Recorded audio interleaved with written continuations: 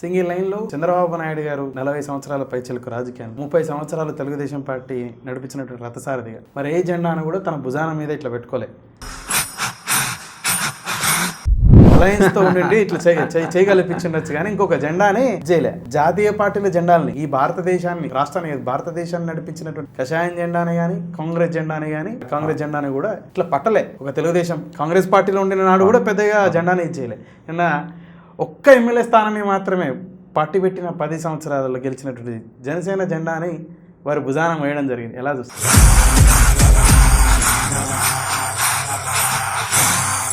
నమస్తే. ఈరోజు మనతో పాటు ఉన్నారు అనలిస్ట్ రమాకాంత్ గారు.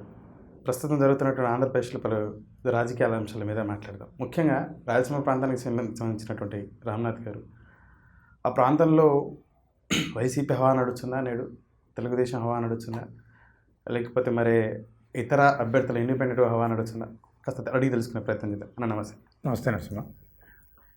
ముఖ్యంగా ఆంధ్రప్రదేశ్ మొత్తం కూడా పొత్తుల గురించి పెద్ద ఎత్తున చర్చ నడుస్తాం. జనసేన అలాగే తెలుగుదేశం అలయన్స్తో ముందుకెళ్తున్నామని చెప్పేసి అనేది క్లియర్గా ఒక పిక్చర్ అయితే ఇచ్చారు పవన్ కళ్యాణ్ గారు. అభ్యర్థులు ప్రకటించారు. మరో 4 రోజులలో లేదా మరో 3 రోజులలో బీజేపీతో కూడా అలయన్స్ ఉండబోతుందని చెప్పేసి అనేటువంటి ఒక అంశం తెర మీదకి వస్తాం.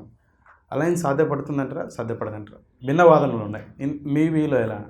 అంటే ఖచ్చితంగా నేనేంటంటే గతంలో ఉన్న పరిచయాలు అనండి, లేదా గతంలో ఉన్న ఎన్డీఏకు టీడీపీకి మధ్య ఉన్న సంబంధాలు అనండి, వాళ్ళకు పై స్థాయిలో ఉండేటువంటి రిలేషన్స్ వల్ల నేనేమనుకుంటున్నా అంటే ఖచ్చితంగా బీజేపీ టీడీపీ పొత్తు ఉంటుందనే నేను అనుకుంటున్నాను.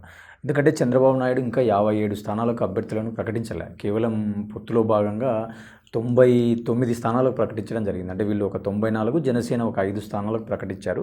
ఇంకా ఒక 57 స్థానాలు ఇంకా ప్రకటించలేదు. సో ఇప్పుడు 57 స్థానాలలో బీజేపీకి కూడా కొన్ని ఇచ్చేటువంటి అవకాశాలు ఉన్నాయి కాబట్టి వాళ్ళు అక్కడ హోల్డ్లో పెట్టారు. సో కాకపోతే ఏంటంటే ఇక్కడ బీజేపీ కొంత పార్లమెంటు స్థానాలు ఎక్కువగా అడుగుతున్నట్టుగా 6 స్థానాలు అడుగుతున్నారు పార్లమెంట్ అనేది ఒక కథనం చూస్తున్నాము. అంటే పార్లమెంటు ఎందుకంటే బీజేపీ వాళ్ళకి ఎలాగో తెలుసు, మనకు అసెంబ్లీలో హోల్డింగ్ లేదు, లోకల్లో వాళ్ళకు ఉన్నటువంటి 0.8% ఓట్ బ్యాంక్ ఉంది వాళ్ళకు. కాబట్టి వాళ్ళు అసెంబ్లీలో పెద్ద ఇంట్రెస్ట్ చూపకపోయినా పార్లమెంటు వాళ్ళు కొంత ఆసక్తి చూపుతున్నారు. సో పార్లమెంట్లు స్థానాలు ఎక్కువ అడుగుతున్నారు అనేది మనకు బయట వినపడుతున్న కథనాలు. ఖచ్చితంగా నేనేమనుకుంటా అంటే ఒక 4-5 రోజుల్లో మీరు అన్నట్టుగా ఒక కొలిక్కి వచ్చేలాగానే కనపడుతుంది వాతావరణం.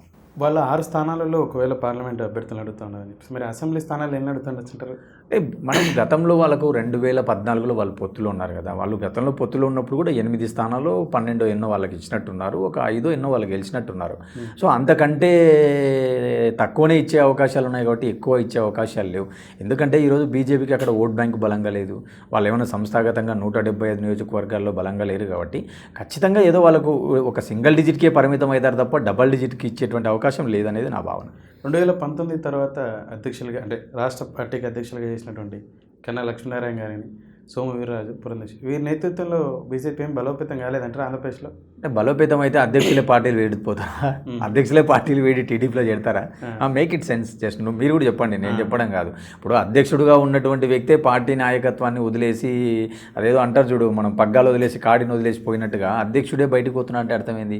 అంటే పార్టీ సంస్థాగతంగా నిర్మాణం చేసుకోలేకపోతున్నాము, లేదా ఈ పార్టీ వైపు ఇతర పార్టీలోని అసంతృప్తులనండి, ప్రజలనండి, ఎవరైనా కావచ్చు, ఈ పార్టీ భావజాలం వైపు రావట్లేదు. ఇక్కడ మనముండి ఇంకా దున్నేది ఏముంది, మనముండి పొడిచేది ఏముంది అనే టైపులో వాళ్ళే పక్క చూపులు పక్కదారిలో చూసి పక్క పార్టీలలో టికెట్లు ఆశిస్తున్నారంటే ఇంకా ఆ పార్టీ వైపు ఎవరు చూస్తారు? సోము వీర్రాజు గారేమో వైసీపీ వైపుగా, కన్నా లక్ష్మీనారాయణ గారేమో టీడీపీ వైపుగా, పురంధేశ్వరి గారు బీజేపీలో ఉండే తెలుగుదేశానికి సానుకూలంగా బలోపేతం కోసం పనిచేస్తున్నారు అనేది ఈ వాదనలో ఎంత నిజం ఉన్నట్లు? సరే, ఆరోపణలు అనేవి సహజం. ఇప్పుడు మీరు అన్నట్టు కన్నా లక్ష్మీనారాయణ రాజకీయ ఆరోపణలు వేరు, ఒక మీరు రాజకీయ విశ్లేషణ అదే ఆ పాయింట్కి చర్యలు ఏ మేరకు అంటే ఇప్పుడు సోము వీర్రాజు గారికి అధ్యక్ష పదవి ఇచ్చినారు. ఎందుకు ఇచ్చినారు ఆయనకు అంటే ఆయన ఉంటే ఏదో పార్టీ అభివృద్ధి చేస్తాడు, ఆయన కొంత మొదటి నుంచి ఆర్ఎస్ఎస్ భావజాలము, బీజేపీలో మొదటి నుంచి ఉన్నాడు, పక్క పార్టీలలో పోలేదని ఆయనకి ఇచ్చినారు. కానీ జరిగింది ఏంటి, ఆయన ఆధ్వర్యంలో కూడా పార్టీ పెద్దగా ఏం బలోపేతం జరగలేదు. ఈరోజు మళ్ళీ ఇప్పుడు ఏం జరిగింది, అక్కడ మళ్ళీ పురంధేశ్వరి గారిని తీసుకొచ్చి పెట్టడం జరిగింది. ఇప్పుడు పురంధేశ్వరి గారిని తీసుకొచ్చిన తర్వాత ఏం జరుగుతుంది అంటే, ఈమె కూడా చంద్రబాబు నాయుడు గారికి వదిన అవుతుంది కాబట్టి, సో ఆమెకు వాళ్ళకు బంధుత్వాలు ఉన్నాయి. ఈమెనే కొందరు పార్టీలోకి వస్తూ ఉంటే కూడా రావద్దు, టీడీపీలోకి పోండి, ఈడ ఏముందని చెప్పి ఆమెనే పంపిస్తుంది అనే ఆరోపణలు చూస్తున్నాం. ఇంకొక సైడ్ ఏంటంటే, ఆమెకు గతంలో ఒక ట్రాక్ రికార్డు ఉంది. అంటే కాంగ్రెస్ పార్టీలో పనిచేసింది, ఎంపీగా గెలిచింది, కేంద్ర మంత్రిగా పనిచేసింది కాబట్టి ఆమెకు కొంత పర్సనల్గా కొంత క్యాలిబర్ ఉంది. మోరోవర్ ఎన్టీఆర్ గారి కూతురిగా ఆమెకు కొంత చెరిస్మాటిక్ ఉంది కాబట్టి ఏమైనా కొంత పార్టీ కొంత బలోపేతం అవుతుందేమో, కొంత కమ్మ సామాజిక వర్గాన్ని కానీ లేదా మిగతా వర్గాలను కొంత అట్రాక్ట్ చేస్తుందని చెప్పి ఆమెకు బాధ్యతలు ఇవ్వడం జరిగింది. కానీ ఇక్కడ అనుకున్నంత స్థాయిలో ఈ ఆధ్వర్యంలో కూడా పార్టీ పుంజుకున్నట్టుగా ఎక్కడ కనపడలే.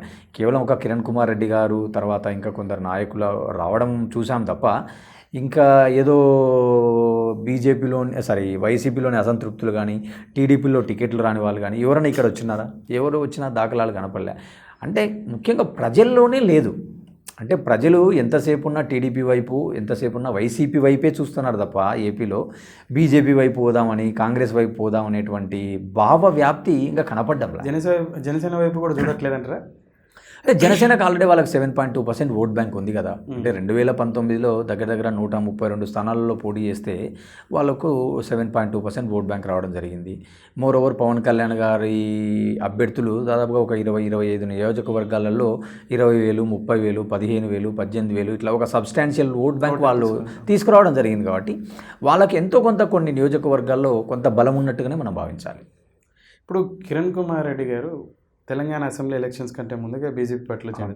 ఇక్కడ బీజేపీ పార్టీ బలోపేతం కోసం అని చెప్పేసి అన్నారు. ఇప్పుడు ఏపీ నుంచి, రాజంపేట నుంచి, లేకపోతే తిరుపతి పార్లమెంట్ నుంచి వారు కంటెస్ట్ చేయొచ్చు ఎంపీగా అని చెప్పేసి అంటాను. ముఖ్యంగా ప్రధానంగా వినపడుతున్నటువంటి ఏంటంటే, ఒకవేళ రాజంపేట నుంచి వీరు పురంధేశ్వరి గారు, తిరుపతి రత్నప్రభ గారు కానీ, కిరణ్ కుమార్ రెడ్డి గారిని కూడా ఒక సీట్ నుంచి ఎంపీగా కంటెస్ట్ చేయించి, నరసాపురం నుంచి మన అలయన్స్కి సంబంధించిన తాడేపల్లిగూడెం సభ వేదిక ద్వారా రఘురామకృష్ణ రాజు గారు కూడా చెప్పుకురావడం జరిగింది. నేను ఇక్కడి నుంచే మళ్ళీ పోటీ చేస్తా ఉన్నా, అభ్యర్థుల ముందే చెప్తున్నాను, ఇద్దరు పార్టీ అధ్యక్షుల ముందే చెప్పుకొస్తాను, మీరు ఒక 4 రోజులలో అదే వారే ముందుగా చేయడం జరిగింది, మేబీ బీజేపీ నుంచి అని చెప్పేసి. మీరు ఒకవేళ అలయన్స్ బీజేపీ నుంచి పోటీ చేసి గెలిచే పరిస్థితులు ఉంటాయంటారా? ఎవరు? రఘురామకృష్ణరాజు గారు కానీ, కిరణ్ కుమార్ రెడ్డి గారు కానీ, లేకపోతే రత్నప్రభ గారు కానీ, లేకపోతే పురంధేశ్వరి గారు కానీ. అంటే నేనంటే టీడీపీ అలయన్స్తో కొంత ఎంపీ అభ్యర్థులుగా పోటీ చేస్తే కొంత అభ్యర్థుల charismatic, వాళ్ళకుండే personal image, వాళ్ళకుండే vote bank, అంటే ఎంత కాదనుకున్న టీడీపీకి 41% ఓట్ బ్యాంక్ ఉంది, జనసేనకు 7% ఓట్ బ్యాంక్ ఉంది, ఇటు సైడ్ వైసీపీకి 51 ఉంది. అంటే 2019 లెక్కల ప్రకారం చెప్తున్నాను నేను. సో అలా తీసుకున్నప్పుడు కొంత ఫైట్ అయితే టఫ్ ఉంటుంది అన్నట్టుగా మనం చూడొచ్చు. ఎందుకంటే ఇప్పుడు బీజేపీ సొంతంగా పోటీ చేస్తే 175 నియోజకవర్గాల్లో వాళ్ళకు 0.8% ఓట్ బ్యాంక్ కూడా రాలే. అంటే సొంతంగా పోతే వాళ్ళకు వచ్చే ప్రయోజనం శూన్యం. కాబట్టి వాళ్ళకు తెలుసు, ఖచ్చితంగా మనం సొంతంగా పోతే ఒక్క ఎంపీ కానీ ఒక్క ఎమ్మెల్యే కానీ గెలిచే పరిస్థితి లేదు. అలాగే కాంగ్రెస్ కూడా ఒక్క ఎమ్మెల్యే కానీ ఎంపీ కానీ ఒక ఎమ్మెల్యే కాదు 1% ఓటు కూడా తెచ్చుకోలేదు లేదు. కాబట్టి వాళ్ళు ఖచ్చితంగా టీడీపీతో పోతేనే మనకు కూడా కొన్ని స్థానాలు ఎంతో కొంత మనకు కూడా గెయిన్ చేయొచ్చు అనేది వాళ్ళ వ్యూహం. అలాంటప్పుడు సరే, ఇప్పుడు రాజంపేటలో గెయిన్ చేయగలిగే పరిస్థితులు ఉంటాయంటారా? అదే ఎంతో కొంత అడ్వాంటేజ్ ఉంటుంది కదా. అంటే టీడీపీకి బీజేపీ మీద చాలా వ్యతిరేకతతో ఉన్నారు ఆంధ్రప్రదేశ్ ప్రజలు. ఒకవేళ ఆ పార్టీ గుర్తుతో పోటీ చేసే అవకాశం ఉండదు అనేటువంటిది చాలామంది అభిప్రాయం. అంటే దీంట్లో ఏంటంటే 2 కోణాలు ఉంటాయి. అంటే ఇప్పుడు బీజేపీ అభ్యర్థిగా పోటీ చేసినప్పుడు టీడీపీ క్యాడర్ అలయన్స్లో ఉన్నప్పుడు వాళ్ళకి సపోర్ట్ చేస్తారు, జనసేన సపోర్ట్ చేస్తారు. ఇప్పుడు న్యూట్రల్గా ఉన్న ప్రజలు తీసుకుంటే, అంటే ఇప్పుడు మనకు ఏదైతే విభజన హామీలు వచ్చిన తర్వాత బీజేపీ ఈ 10 ఏళ్లలో మనకు ఏం నెరవేర్చలేదు. అంటే ప్రత్యేక హోదా అనండి, లేదా పోలవరం ప్రాజెక్ట్ అనండి, లేదా విశాఖ ఉక్కు అనండి, లేదా మన రాయలసీమలోని కొన్ని ఇరిగేషన్ ప్రాజెక్ట్స్, లేదా కడప స్టీల్ ప్లాంట్, ఇట్లా కొన్ని లోకల్ సమస్యలు, మన గుంతకల్ రైల్వే జోన్, ఇట్లా చాలా అంశాలు ఉన్నాయి కదా. సో అలాంటి అంశాలను ఎలివేట్ చేసినప్పుడు కొంత బీజేపీకి ఇంపాక్ట్ ఉండేటువంటి అవకాశం ఉంటుంది. అటువైపు ఇంకొకటి కూడా ఏముంటుంది, మీరు కూడా ఇప్పుడు 5 ఏళ్ళు అవుతుంది కదా ముఖ్యమంత్రిగా వైఎస్ఆర్సీపీ ఉండబట్టి, మీరు ఏం సాధించినారు, మీరేం పార్లమెంట్లో కొట్లాడినారనే చర్చలు వస్తాయి. కానీ ఇక్కడ చూడాల్సింది ఏంటంటే, మనం పీపుల్ స్కాటర్ అయిపోయినారు, పార్టీల వారీగా స్కాటర్ అయిపోయినారు తప్ప అంశాల వారీగా చూసి బీజేపీకి ఓటేయాలన్నా ఓటు వేయకూడదా అనేంత స్థాయిలో పీపుల్ లేరు. మనం ఒక వర్గంలో ఉన్నాము, ఒక పొత్తులో ఉన్నాము, పొత్తు ధర్మం పాటించాలా, ఓటేయాలా అనే భావవ్యాప్తి భావజాలమే ఎక్కువ ఉంది. ఒకవేళ నిజంగా ఈ భావవ్యాప్తి పనిచేసింది అనుకున్నాం, అంటే రాష్ట్రానికి అన్యాయం చేసినారు, విభజన హామీలు అమలు చేయలే అనే వ్యాప్తి ఎక్కువ ఉంటే అప్పుడు ఖచ్చితంగా ఎంతో కొంత బీజేపీకి ఎక్కువ స్థానాలు ఇస్తే వీళ్ళు నష్టపోతారు. కానీ ఇప్పుడు బీజేపీ అంశాలపైన ఎవరు ఉద్యమాలు చేసినారు? ఇప్పుడు రాష్ట్ర ప్రజలు ఏమైనా ఉద్యమాలు చేసినారా? పార్టీలు ఏమైనా ఉద్యమాలు చేసినారా? ఎవరు చేసినారు? సరే, పార్టీలు వాళ్ళ స్వప్రయోజనాల కోసం, వాళ్ళ వెస్టెడ్ ఇంట్రెస్ట్ కోసం చేయలేదు అనుకున్నాం కాసేపు. మీరు అన్నది ఇంకా కేసులో ఇంకోటో భయపడినారు, వీళ్ళు భయపడినారు, వాళ్ళు భయపడినారు అనుకుంటున్నాం. కానీ ప్రజలను చేయాలి కదా, ప్రజా ఉద్యమాలు రావాలి కదా. ఇప్పుడు గుంతకల్లులో రైల్వే జోన్ రాలే, కడప స్టీల్ ప్లాంట్ రాలే, విశాఖ స్టీల్ ప్లాంట్ రాలే, ప్రజా ఉద్యమాలు ఏమాత్రం వచ్చినాయి? ఇప్పుడు ప్రజా ఉద్యమాలు ఎవరు పని చేయాలా? ఇవన్నీ కేంద్ర ప్రభుత్వంలో ఉండే సంస్థలు, కేంద్ర ప్రభుత్వం చేయాల్సిన పనులు కదా. రైల్వే అంశాలు కానీ, స్టీల్ ప్లాంట్ కానీ, తర్వాత కడప స్టీల్ ప్లాంట్ కానీ, ఇలాంటి అంశాలన్నీ, పోలవరం ప్రాజెక్టు. సో ప్రజా ఉద్యమాలు కూడా ఏం రాలేదు కదా ఈ అంశాలపైన. అంటే ప్రజలు బీజేపీ పట్ల అంత సానుకూలత కానీ, అంత వ్యతిరేకత కానీ లేరు, కేవలం ఒక ఇగ్నోరెన్స్లో ఉన్నారనేది నా భావన. సో అంటే వాళ్ళతో వ్యతిరేకంగా ఓటేసే పరిస్థితులు ఏమి ఉండవు అయితే. అసలు బీజేపీని చూసి ఓటేయడము, బీజేపీ మనకి ఇది చేసింది కాబట్టి ఓటేయాలని కానీ, బీజేపీ ఇది మనకు చేయలేదు కాబట్టి వాళ్ళకు ఓటేయకూడదు అనేటువంటి భావజాలమే నాకు ఏపీలో లేదనేది నా భావన. అది మాత్రమేనా ఏంటి? నరసాపురం అదే రేపు మళ్ళీ పోటీ చేసి నేను గెలుస్తా ఇక్కడ అని చెప్పేసి అని రఘురామ కృష్ణరాజు గారు అంటే. సరే, ఇకపోతే బీజేపీ ఒకవేళ అలయన్స్తో ఉంటే, ఈ తెలుగుదేశం జనసేనతో రేపు ఒకవేళ ముగ్గురు కూడా అలయన్స్ వస్తాయి, ఈ తెలుగుదేశం జనసేనకి ప్లస్ అవుతుందా మైనస్ అవుతుందా? బేసిక్గా మైనస్ అవుతుంది అని చాలామంది అంటూ ఉన్నారు. అంటే ఇప్పుడు బీజేపీ అలయన్స్లో ఉంటే ఇప్పుడు ముస్లిం మైనారిటీ ఓటు కానీ, దళిత ఓటు కానీ కొంత వ్యతిరేకత ఉంటుంది. అంటే ముస్లిం భావజాలం, బీజేపీ భావజాలం కొంత కాంట్రడిక్షన్ ఉంది కదా మన సమాజంలో. కాబట్టి ముస్లిం ఓట్ బ్యాంక్ వన్ సైడ్ అవుతుంది, అది బీజేపీకి మైనస్ కదా, బీజేపీతో పొత్తులో ఉంటే అని మాట్లాడుతున్నారు ఈరోజు చర్చలు.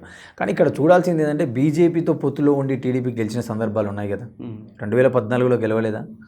మోరోవర్ 2004 ముందు కూడా బీజేపీ పొత్తులో ఉండి గెలిచారు కదా.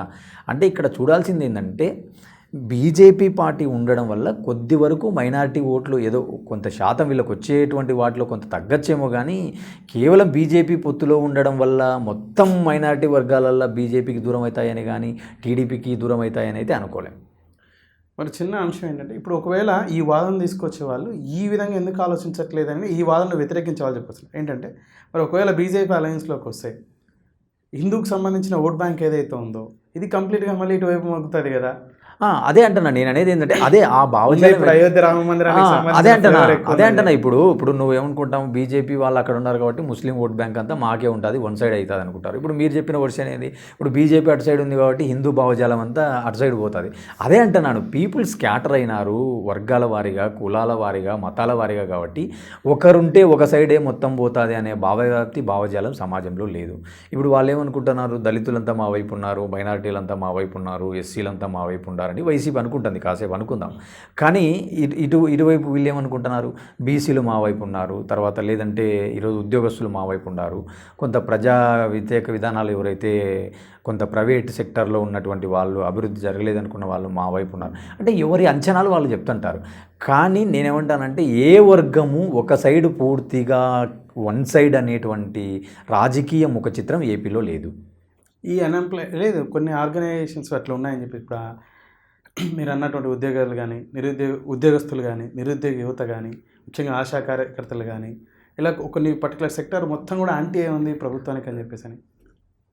అంటే సరే, ప్రభుత్వ ఉద్యోగులు, కాంట్రాక్ట్ కార్మికులు రెగ్యులరైజ్ చేయలేదని, ఆశా వర్కర్లు జీతాలు పెంచలేదని, 108 ఉద్యోగులు మాకు అనుకున్నంత స్థాయిలో పెరగలేదని, తర్వాత ఇంకా ప్రైవేట్ సంస్థల్లో చేసేవాళ్ళు మాకు రెగ్యులరైజ్ చేస్తారని హామీ ఇచ్చినాడు, చేయలేదని, ప్రభుత్వ ఉద్యోగులు మాకు సిపిఎస్ ఇస్తా అని చెప్పి ఈరోజు జీపీఎస్ అంటున్నాడని, ఆర్టీసీ ఉద్యోగులు మమ్మల్ని ప్రభుత్వ పరం చేశారు కానీ గతంలోనే మాకు బెనిఫిట్స్ బాగుండేవి, ఇప్పుడు మాకు బెనిఫిట్స్ లేవు అనేటువంటి. అంటే చూస్తున్నాం మనం. అంటే ఇప్పుడు సమస్యలు ఉంటాయి, ప్రభుత్వం ఉన్నాక సమస్యలు ఉంటాయి.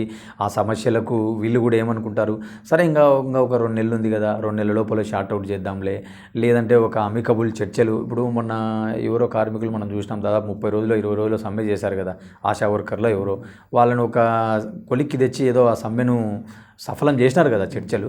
కాబట్టి నేనేమంటానంటే ప్రభుత్వానికి కూడా కొన్ని వ్యూహాలు ఉంటాయి. అంటే ఎన్నికల ముందు వాళ్ళ సంతృప్తి పరుద్దామని కానీ, లేదా గత ప్రభుత్వం ఏం చేసింది, మేమేం చేసినాము, గతం కంటే మేము ఎక్కువ ఇస్తున్నామా లేదా, ఇప్పుడు కరోనా వచ్చింది, మాకు ప్రభుత్వంలో లోటు బడ్జెట్ ఉంది, కొన్ని ఇబ్బందులు ఉన్నాయి అని చెప్పి ప్రభుత్వం సైడ్ నుంచి కూడా కొంత సానుకూలంగా చర్చలు ఇవన్నీ మనం చూస్తున్నాం. కాబట్టి ఇలాంటివన్నీ ఎట్లుంటాయంటే ప్రభుత్వం చేసుకునేటువంటి సమన్వయము, కోఆర్డినేషను, దీనిలలో కూడా మళ్ళీ యూనియన్స్ ఉంటాయి. ఇప్పుడు నువ్వు ఇందాక మొత్తం వన్ సైడ్ ఉంటుంది అన్నట్టుగా మీరు అన్నారు. కానీ నేనేమంటానంటే టీచర్స్ గ్రూప్లో ఉన్న ఉద్యోగ సంఘాలు ఎక్కడున్నావు చూసినావా నువ్వు, అట్లనే ప్రతి దాంట్లో కూడా యూనియన్లు, సంఘాలు చాలా ఉన్నాయి. వాళ్ళల్లో కూడా కొందరు అనుకూలం, కొందరు వ్యతిరేకత ఉన్నారు తప్ప ఏదో మొత్తం ఈ ఉద్యోగ వర్గాలన్నీ వ్యతిరేకంగా ఉన్నారు, ఈ ఉద్యోగ వర్గాలన్నీ అనుకూలంగా ఉన్నారని అయితే నేను అనుకోవడం లేదు. సరే, ఇకపోతే అభ్యర్థుల్ని మొదటగా జగన్మోహన్ రెడ్డి గారే ప్రకటించడం జరిగింది ఆంధ్రప్రదేశ్లో. ఇక్కడ కేసీఆర్ గారు ఎలా అధికార పార్టీగా ప్రకటించారో అలా ప్రకటించడం జరిగింది. అయితే మార్పులు చేర్పులు ఏవైతే ఉన్నాయో, ఒక చోటు నుంచి ఇంకొక చోటుకి స్థానచలనం ఏదైతే ఉందో, చాలా కన్ఫ్యూజన్లో ఉన్నాడు జగన్మోహన్ రెడ్డి గారు అని చెప్పేసి అనేటువంటి ఒక విమర్శ పెద్ద అవుతుంది. దీని మీద మీ అభిప్రాయం? అది వ్యూహం అని కొందరు అంటా ఉన్నారు, వారు కొంత కన్ఫ్యూజ్ అవుతా ఉన్నారు అనేది చెప్పారు. అది ఎవరు ఇప్పుడు ఆపోజిట్ పార్టీ ఏమంటుంది, మార్చాల్సింది అభ్యర్థులను కాదు, మార్చాల్సింది సీఎంను అంటున్నాడు, లోకేష్ బాబు అంటున్నాడు, చంద్రబాబు నాయుడు అంటున్నారు. కానీ నేనేమంటానంటే ఒక పార్టీకి అంతిమ లక్ష్యం నెంబర్ గేమ్. ఇప్పుడు మనకు డెమోక్రసీలో ఏముంటుంది, ఇప్పుడు నువ్వు చెప్పేది నువ్వు చెప్తావు, నేను చెప్పేది నేను చెప్తా. కానీ అంతిమంగా ఏముంటుంది, మనకు ఉన్నటువంటి అసెంబ్లీలో ఎవరికైతే మెజారిటీ స్థానాలు, ఎవరికైతే అబ్జల్యూట్ నెంబర్ వస్తుందో వాళ్ళే రూలింగ్ చేస్తారు, వాళ్ళే అధికారంలోకి వస్తారు.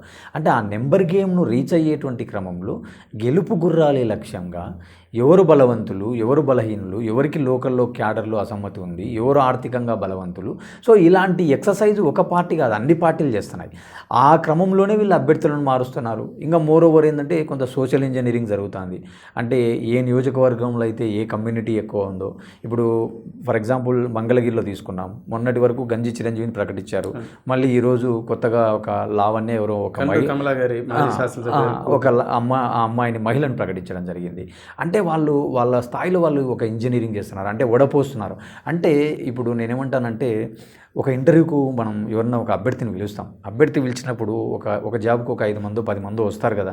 అప్పుడు మనం ఏం చేస్తాం, సహజంగా మనకున్నటువంటి రిక్వైర్మెంట్కు, మనకున్నటువంటి క్రైటీరియాకు ఒక 10 కండిషన్స్ ఉంటే ఆ 10 కండిషన్స్లో ఒక 8 కండిషన్స్ ఎవరు మీట్ అవుతారో వాళ్ళని మనం ఉద్యోగానికి సెలెక్ట్ చేస్తాం, అందరినీ సెలెక్ట్ చేయం కదా. సో అదే ఒక సూత్రం ఈరోజు వైసీపీ ఫాలో అవుతుంది. అంటే వాళ్ళు ఏమనుకుంటున్నారు, ఇప్పుడు ఒక 4 కంటెండర్లు పోటీ పడుతున్నారు, ఈ 4లో ఎవరు బలంగా ఉన్నారు ఇన్ టర్మ్స్ ఆఫ్ ఆర్థికంగా, ఇన్ టర్మ్స్ ఆఫ్ సామాజిక వర్గం, in terms of local coordination, in terms of political background, ఇలా అన్ని రకాల వడపోతల తర్వాత అభ్యర్థుల ఎంపిక జరుగుతుంది. అంటే నేనేమంటానంటే గెలుపు గుర్రాలే లక్ష్యంగా వాళ్ళు పోతున్నారు తప్ప, ఇప్పుడు నరసింహ నా పార్టీతో 10 ఏళ్ళ నుంచి ఉన్నాడు, ఇంకొక రామచంద్రారెడ్డి ఇంకో XY Z నాతో 20 ఏళ్ళ నుంచి ట్రావెల్ చేస్తున్నాడు, ఈయనకు సీటు రాకపోతే ఏమనుకుంటాడో, ఈయన నొచ్చుకుంటాడో, బాధపడతాడో, ఇలాంటి మొహమాటాలు ఎక్కడ కనపడ్డంలే. అంటే ఎందుకు ఈ మాట అనాల్సి వస్తుంది అంటే ఖచ్చితంగా మనకు అబ్జల్యూట్ నెంబర్ 88 స్థానాలు గెలవాలి. సో ఆ నెంబర్ రీచ్ కావాలంటే మనం ఏం చేయాలనో ఆ పనులన్నీ చేస్తున్నారు. అట్లనే చూడాలి తప్ప ఇప్పుడు అభ్యర్థులను మారుస్తున్నారు, భయపడినారు, ఈ పడినారు అంటే ఇప్పుడు వాళ్ళు కూడా ఏమంటున్నారు, మిమ్మల్ని మీరు పొత్తులలో పోతున్నారు, మీరు భయపడుతున్నారా, ఒంటరిగా రావడం లేదా, మీరు పెట్టుకోవచ్చు కదా, మీకు సొంతంగా రావడం చేత కదా అని వాళ్ళు అంటున్నారు. అవి ఏవి ఇక్కడ రాజకీయాల్లో నిలబడవు.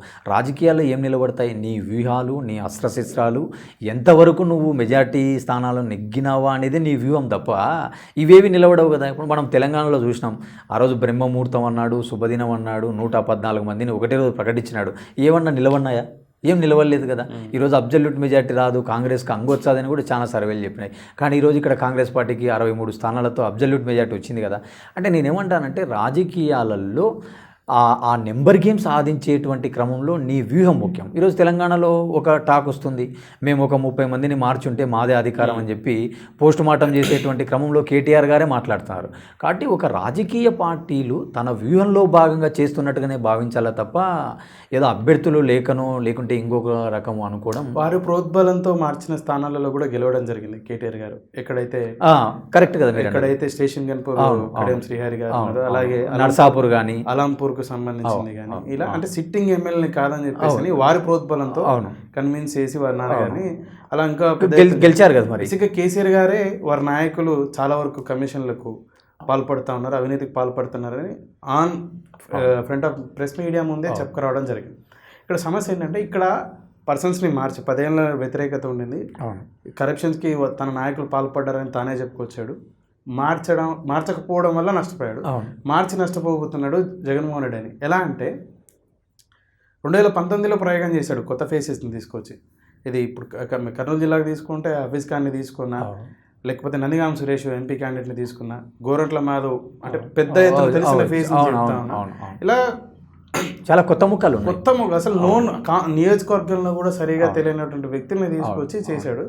అప్పుడు పనిచేసింది. కానీ ఇప్పుడు వారు 5 సంవత్సరాల్లో ప్రజల్లో ఉన్నారు కదా, వాళ్ళు కరప్షన్కు పాల్పల్లి 5 సంవత్సరాలు పెద్ద ఎత్తున సంక్షేమాన్ని అందించింది, సుభిక్షమైన పాలన అందించింది, నన్ను చూసి ఓటేయి అని చెప్పేసి అంటూ ఉన్నారు. మీ నాయకులు కూడా చక్కగా పనిచేశారు, గడప గడప అని ప్రతి ఇంటికి తిరిగారని చెప్పేసి అంటారు. అయినప్పటికీ అభ్యర్థులను మార్చడంలో అంతరం ఏంటి? ఇప్పుడు ఎక్కడనో అసలు ఈ నియోజకవర్గంలో లాస్ట్ 5 సంవత్సరాలలో 5 రోజులు లేదా 5 వారాలు 5 నెలలు కూడా గడపనటువంటి వ్యక్తికి ఈ పార్టీ పెట్టినప్పటి నుంచి 2010, 10, 11 బిట్వీన్లో మీరు పార్టీ పెడితే ఆ రోజు నుంచి ఈ రోజు వరకు జెండా మోసిన వ్యక్తికి కాకుండా ఇంకో వ్యక్తి టికెట్ వేయడం వల్ల ఈ క్యాడరు ఈరోజు నిరుత్సాహంతో ఉంది. ఆ రోజు అంటే ఇది చేసుకుంది. పార్టీ అధికారంలోకి వచ్చిన తర్వాత అవకాశం వస్తుందని 5 ఏళ్ళు చూసాం. ఇప్పుడు రావట్లేదు. పోగా పనిచేయని వ్యక్తిని, జెండా మోయని వ్యక్తిని తీసుకొచ్చి మన ఎత్తి మీద పోతారు. నందికొట్కూరు తీసుకున్నా, కోడుమూరు తీసుకున్నా, గతంలో ఇలా జరిగింది. మళ్ళీ కూడా ఒకసారి అయితే ఎక్స్క్యూజ్ అవుతుంది. ఇప్పుడు కర్నూలు టికెట్ తీసుకున్నా, కర్నూలు జిల్లాలోనే 3, నందికొట్కూరు, కోడుమూరు, తర్వాత వచ్చేసేసి కర్నూలు, అలాగే ఎమ్మిగనూరు ఎవరైతే ఉన్నారో వారు కూడా గతంలో చేసినప్పటికీ లాస్ట్ 5 సంవత్సరాల్లో వాళ్ళు లేరు. ఇలా రాష్ట్రం అంతా కూడా చేస్తూ ఉన్నాడు. జగన్మోహన్ రెడ్డికి నష్టం వాటిల్లే అవకాశం ఉంది. అది అనలిస్ట్గా మీరు ఎలా? అదే నేనేమంటే గెలుపు గుర్రాలే లక్ష్యంగా అభ్యర్థులను పెట్టడం అనేది ఒక మొదటి క్రైటీరియా. నేనేమంటానంటే ఇప్పుడు మీరు ఇందాక అడిగిన ప్రశ్న కొంత లోకల్లో ఇప్పుడు మా అన్నకు టికెట్ రాలే, మా నాయకునికి టికెట్ రాలే, 5 ఏళ్ళు మేము కష్టపడినాం, మేము జెండా పోసినాం అనేటువంటిది అసంతృప్తులు ఉంటారు. వాళ్ళు ఈరోజు అసంతృప్తులు ఎవరైతే ఉన్నారో వాళ్ళు బయటపడుతున్నారు. వాళ్ళకు బుజ్జగింపులనండి, ఇంకొక పదవి హామీ లభించిందా, ఇవన్నీ మనం కాసేపు పక్కన పెడితే ఈరోజు రాజకీయం ఒక చిత్రం మారిపోయింది. అంటే రాజకీయం ఒక చిత్రం అంటే ఒకప్పుడు పొలిటికల్ పార్టీలే అన్ని పనులు చేసుకునేవి. ఈరోజు పొలిటికల్ ఏజెన్సీలు వచ్చినాయి, పొలిటికల్ కన్సల్టెంట్లు వచ్చినారు, రకరకాల మార్గాలలో సర్వేలు చేస్తున్నారు. ఇలా రకరకాల రిపోర్ట్ల ఆధారంగా అభ్యర్థుల ఎంపిక జరుగుతుంది. అంటే ఏదో మన పార్టీ కార్యకర్తలు చెప్పడం వల్లనే గతంలో ఒక టికెట్ ఇచ్చేవాళ్ళు, లేదా ఈ వర్గం బలమైన వ్యక్తి, లేదా ఈ వ్యక్తికి ఒక పొలిటికల్ బ్యాక్గ్రౌండ్ ఉంది, ఈ వ్యక్తి ఒక 15 ఏళ్ల నుంచి ప్రజలతో ఉన్నాడు. సో ఇలాంటి అంశాల ప్రాతిపదికన టికెట్ల ఎంపిక జరిగేది. కానీ నేడు రాజకీయ ముఖ చిత్రం మారిపోయింది. ఈరోజు కూడా మీరు వింటున్నారు. ఇప్పుడు నిన్న చంద్రబాబు నాయుడు సీట్లు ప్రకటించిన రోజు కూడా ఒక మాట అన్నారు, మీరు విన్నారో లేదో కాన్ఫరెన్స్లో, నేను ఈ రోజు నుంచి కూడా ప్రతిరోజు IVRS సర్వే నిర్వహిస్తాను, సర్వేలో ఎవరి ఫీడ్బ్యాక్ బాగాలేకుండా నేను మళ్ళీ అభ్యర్థులను మారుస్తాను అని ప్రకటించినారు. అంటే వాళ్ళ డెసిషన్ మేకింగ్ అనేది ఒక డేటా ఆధారంగా ఎవరైనా డెసిషన్ తీసుకుంటారు. అది ఒక ఆర్గనైజేషన్ అవ్వండి, ఒక పొలిటికల్ ఎంటిటీ అవ్వండి, ఏదైనా. మీరు నమ్ముతా ఉన్నారా? ఇప్పుడు కర్నూలు అభ్యర్థిగా నిన్న ప్రకటించినటువంటి ఇమ్తియాజ్ గారు అసలు నాకు తెలిసి కర్నూలు జిల్లాకు సంబంధించిన వ్యక్తే కాదు, ఎక్కడో IASగా విధి నిర్వహణ. నిన్న పార్టీలో జాయిన్ అయ్యే ముందు రోజు వారు VRS వాలంటీర్ రిటైర్మెంట్ సర్వీస్ ఇవ్వడం జరిగింది. తర్వాత కోడుమూరు అభ్యర్థిగా ప్రకటించిన వ్యక్తి ఆ నియోజకవర్గం లేడు.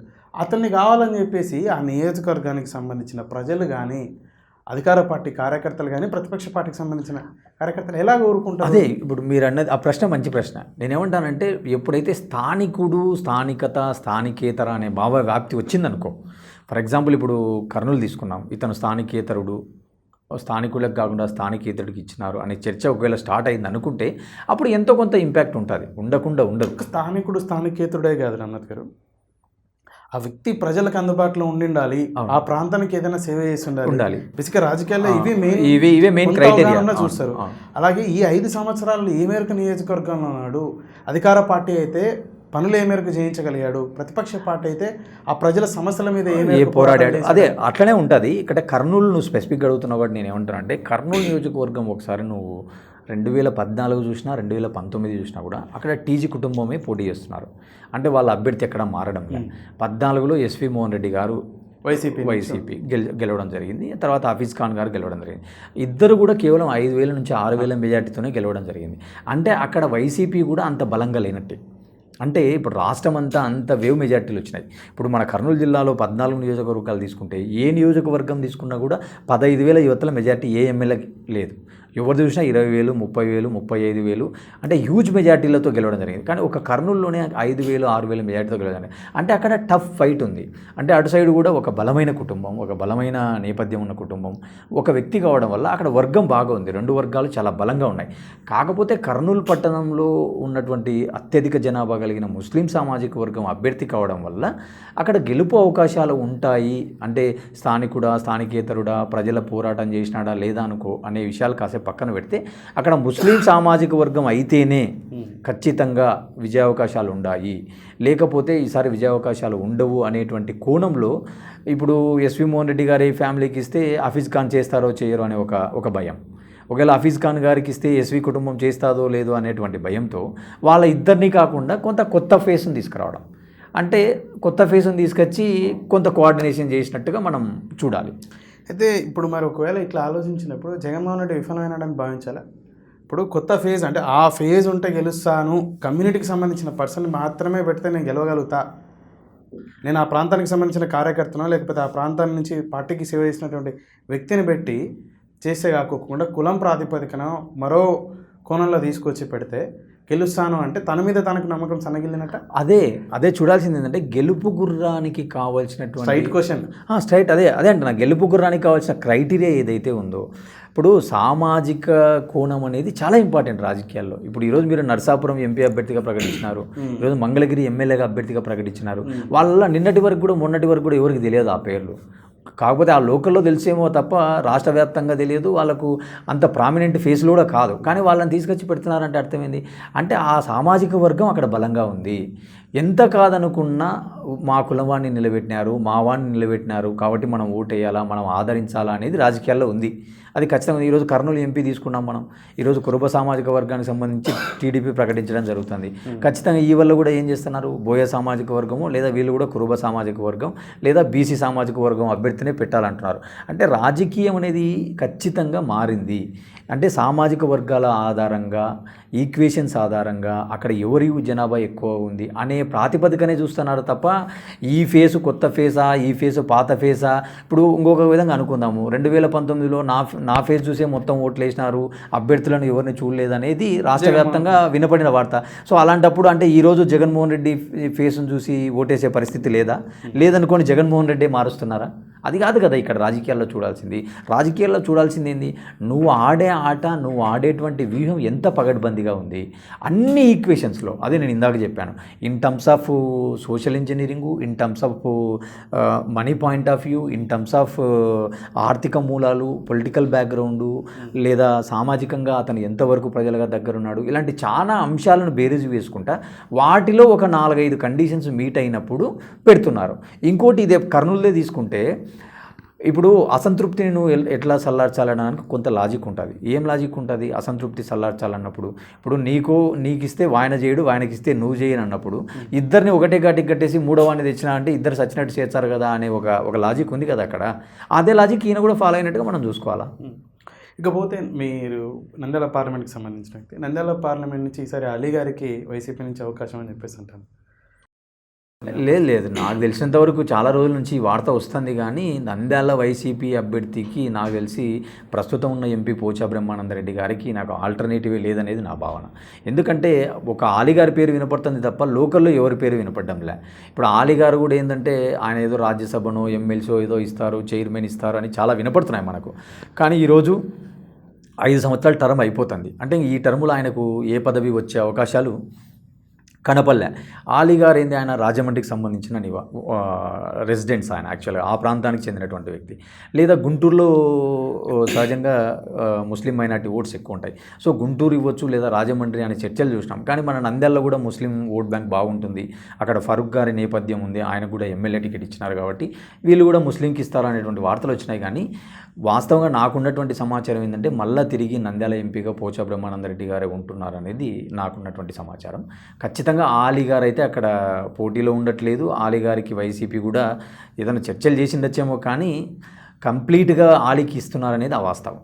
మీరు ఇందాక ఏదైతే సామాజిక కోణం చూశారో, అంటే ఇందాక ఇంతియాజ్ కర్నూలు టౌన్ గురించి మాట్లాడడం కానీ ఇంకా కొన్ని చోట్ల అకామిడేషన్ మంగళగిరి కన్రూగల గారి అట్లనే నంద్యాల పార్లమెంట్ మొత్తంలో ముస్లిం ఎక్కువ ఉన్నారు. సిరివెల్ల, ఆళ్ళగడ్డ, చాగలమర్రి ఉన్నారు. ఆర్లగడ్డ కాన్స్టిట్యూన్సీ తీసుకున్నా, బనియాన్పల్లి తీసుకున్నా, శ్రీశైలం తీసుకున్నా, నంద్యాల టౌన్ తీసుకున్నా, బాగానే ఉన్నారు. పాపులేషన్ ఉంది కాబట్టి వీళ్ళని అకామిడేట్ చేసే అవకాశాలు ఉన్నాయని చెప్పి, ఒకవేళ అకామిడేట్ చేస్తే గెలిచే అవకాశం ఉన్నట్టు అలిగా. నేనేమంటానంటే ఆలీని చూసి ఓట్లేస్తారా లేదంటే వైఎస్ఆర్సీపీ పార్టీని చూసి ఓట్లేస్తారా అనే పాయింట్ ఆఫ్ వ్యూ ఆలోచించినప్పుడు అక్కడ కొంత విజయ అవకాశాలు ఉంటాయి. వేరేజ్ ఇక్కడ స్థానికేతరుడా అన్నప్పుడు అంటే టీడీపీ పొరపాటున మన నియోజకవర్గంలోని ఒక బలమైన వ్యక్తిని, అంటే చాలా పేర్లు వినపడుతున్నాయి టీడీపీ తరపున. బిజ్జం పార్థసారథి గారి పేరు వినపడుతుంది, మాండ్ర శివానందరెడ్డి గారి పేరు వినపడుతుంది, బైరెడ్డి కూతురు శబరి కూడా బీజేపీ నుంచి ఇక్కడ వచ్చి ఆమె ఆశిస్తుంది టికెట్ అని వినపడుతుంది, ఇంకా కేవీ సుబ్బారెడ్డి గారి పేరు వినపడుతుంది. ఇట్లా రకరకాల పేర్లు వినపడుతున్నాయి కదా. కొట్టంకాయలేసి ఎవరైతే ఉన్నారో కేవీ సుబ్బారెడ్డి ఆల్మోస్ట్ కన్ఫర్మ్ అయిందని కూడా న్యూస్ వస్తుంది, ప్రకటించడం జరిగింది, న్యూస్ వస్తుంది. మరి నేనేమంటానంటే ఆలీ పాయింట్ ఆఫ్ వ్యూలో ఆలోచించినప్పుడు సామాజిక పరంగా ఒకవేళ కొంత అడ్వాంటేజ్ ఉంటుంది. మీరు అన్నట్టుగా ముస్లిమ్స్ ఎక్కువ మంది ఉన్నారు కాబట్టి, అది కాక కొంత సినీ నటుడు, కొంత ప్రామినెంట్ ఫేస్ కాబట్టి maybe chances are there. But కాకపోతే ఏంటంటే నాకున్న సమాచారం ఏంటంటే అక్కడ ఆలియాకి టికెట్ ఇస్తున్నారు అనేది కూడా అంత పూర్తి సమాచారం లేదు, బేస్లెస్ అంటాను నేను. ఎందుకంటే ఆల్మోస్ట్ మనకున్న లోకల్ సమాచారం వల్ల మళ్ళీ తిరిగి బ్రహ్మానందరెడ్డి గారికి టికెట్ అనేది సమాచారం. ఒకవేళ బైరెడ్డి రాజశేఖర రెడ్డి గారి కూతురు శబరి గారు చేసిన, బెజ్జం గారిది అయితే అంత ఇంకా వారి పార్టీలో జాయిన్ అవ్వట్లేదు కాబట్టి మనం తీసుకోలేము. వీరైతే ఆ వైపుగా మొగ్గు చూపుతున్నారు రాజశేఖర రెడ్డి గారు, స్టేట్మెంట్స్ కూడా పాస్ చేశారు. ఇక ఇటీవలనే పార్టీలో జాయిన్ అయినటువంటి కైప పద్మాలత ఎవరైతే కార్పొరేటర్ ఉన్నారో, మా తండ్రి నంద్యాల పార్లమెంట్ నుంచి చేయబోతున్నాడు మా ఫాదర్ అని చెప్పేసి చెప్పాడు. వీరు కానీ ఇంకా ఎవరైనా స్థానికుడు పోటీ చేస్తే, ఒకవేళ సిట్టింగ్ ఎంపీ పోచ బ్రహ్మానందరెడ్డి గారే మళ్ళీ పోటీ చేస్తే ఎవరికి విజయ అవకాశాలు ఎక్కువ ఉంటాయంట? అంటే నంద్యాల పార్లమెంటు నియోజకవర్గాన్ని పోచ బ్రహ్మానందరెడ్డి గారి పనితీరు పైన మీ అభిప్రాయం? అది ఆ పనితీరు రేపు గెలుపుకి ఏ మేరకు దోహదపడుతుంది అంటారు? లేదా ఆయన ఏంటంటే కాంట్రవర్షియల్ పర్సన్. ఆయన అందరితో చాలా సౌమ్యంగా ఉంటాడు. ఆయన వర్గాలను ఎంకరేజ్ చేయడం కానీ, ప్రోటోకాల్ పైన పెద్ద ఆసక్తి చూపడం కానీ ఆయన ఉండదు. ఆయన చాలా కార్యక్రమాలు పోవడం, ఓపెన్ చేయడం, ప్రతి నియోజకవర్గంలో కోఆర్డినేషన్, అందరి ఎమ్మెల్యేలతో ఆయనకు మంచి సమన్వయం ఉంది నాకు తెలిసినంత వరకు.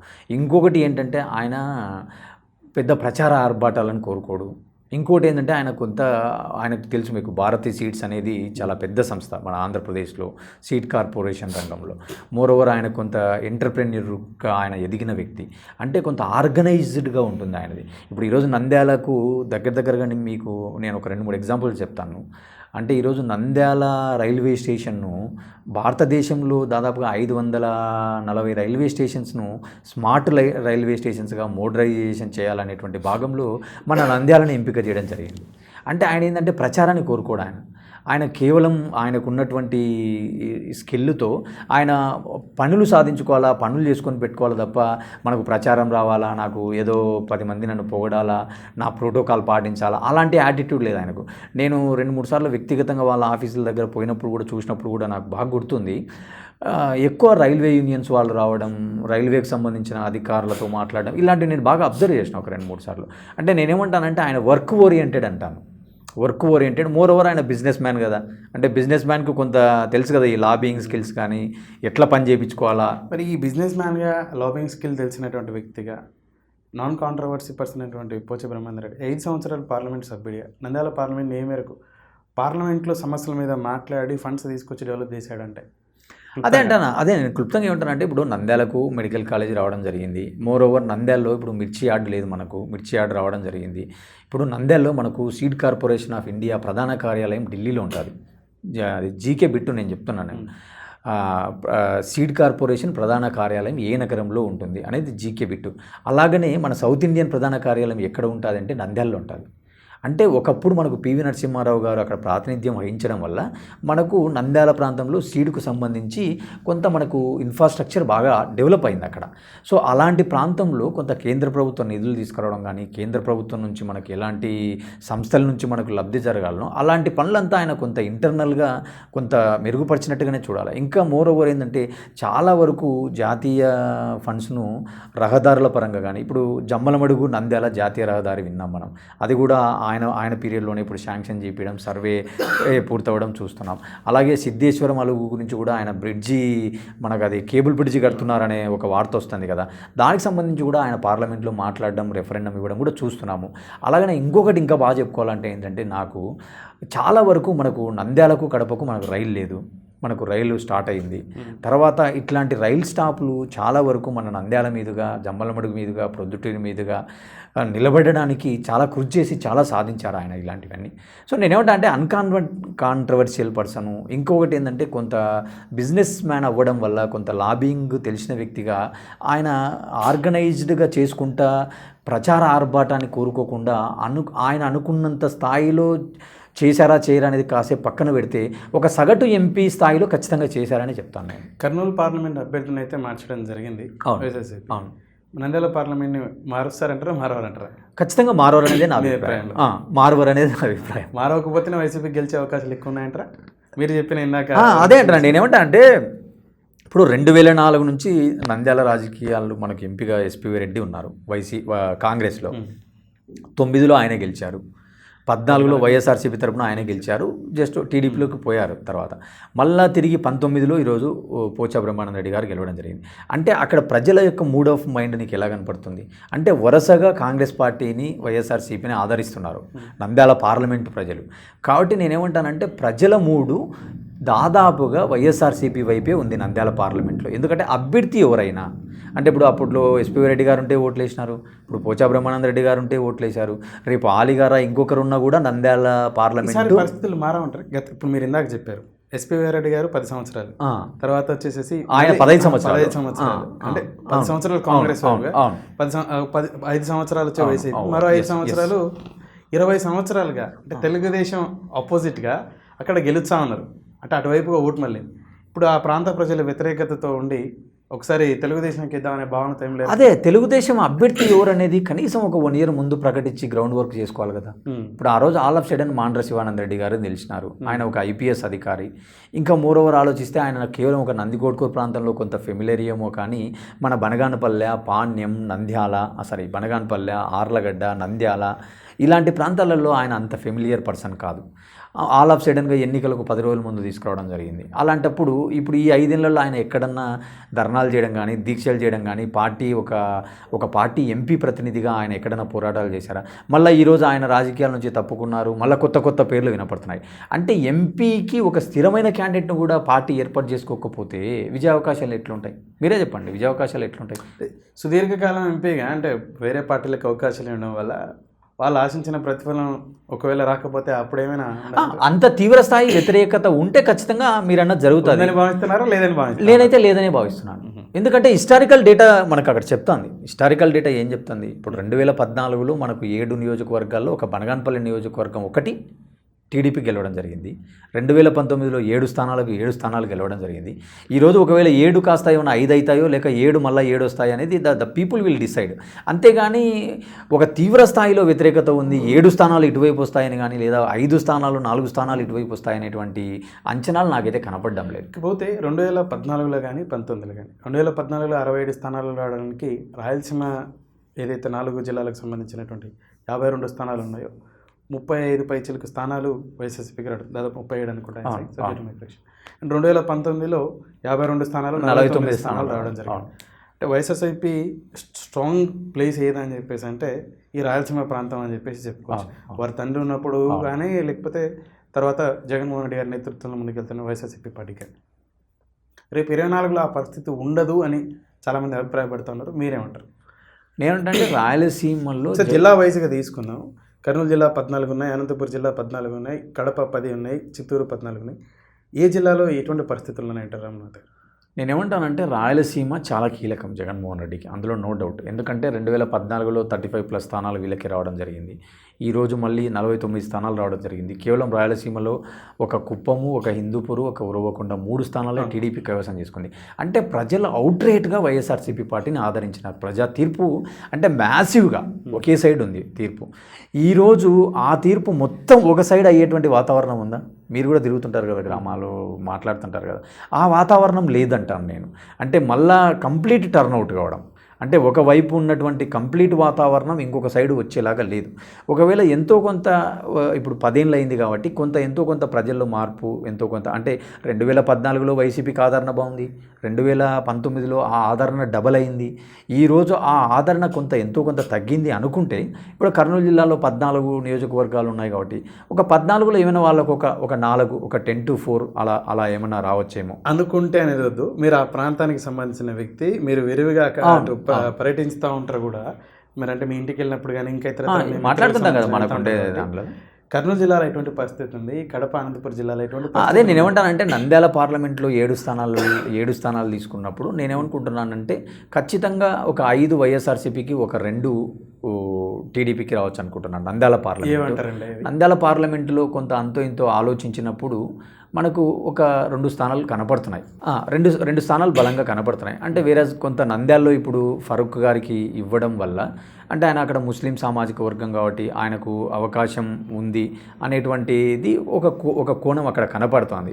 ఇంకొకటి ఏంటంటే కొంత పాణ్యంలో కూడా కొంత కనపడుతుంది. అంటే ఇప్పుడు సిద్ధార్థకు టికెట్ ఇస్తే ఎలా ఉంటుంది, రాంభూపాల్ రెడ్డి గారికి టికెట్ ఇస్తే ఎలా ఉంటుంది, ఒక సైడు గౌరీ చరిత వాళ్ళకు వర్గం ఉంది. నేను ఎందుకు ఈ నియోజకవర్గం చెప్పాల్సి వస్తుందంటే అది వర్గం బేస్డ్ నియోజకవర్గం. అంటే ఫ్యాక్షన్ ఒకప్పుడు బలంగా 2 వర్గాల మధ్యన నడిచింది. ఈరోజు బైరెడ్డి వర్గము గౌరీ చరిత వర్గం ఒకటైనారు కదా.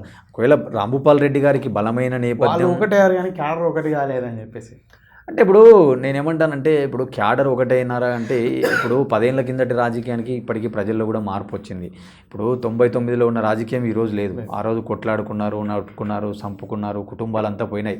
ఈరోజు ప్రజలలో కూడా చైతన్యం వచ్చింది. పారాంగా మనం ఎన్నాళ్ళు నరుక్కుంటూ చంపుకుంటుంటాము, ఇప్పుడు మనం నరుక్కోవడము వాళ్ళను అందలం ఎక్కించడం మనకేముంది అనేటువంటి కోణంలో ప్రజల్లో కూడా కలిసిపోతున్నారు, బంధుత్వాలు కలుస్తున్నాయి, పెళ్ళిళ్ళు చేసుకుంటున్నారు, అన్నిటిలో కలుస్తున్నారు. కాబట్టి ఒక మార్పు వచ్చింది.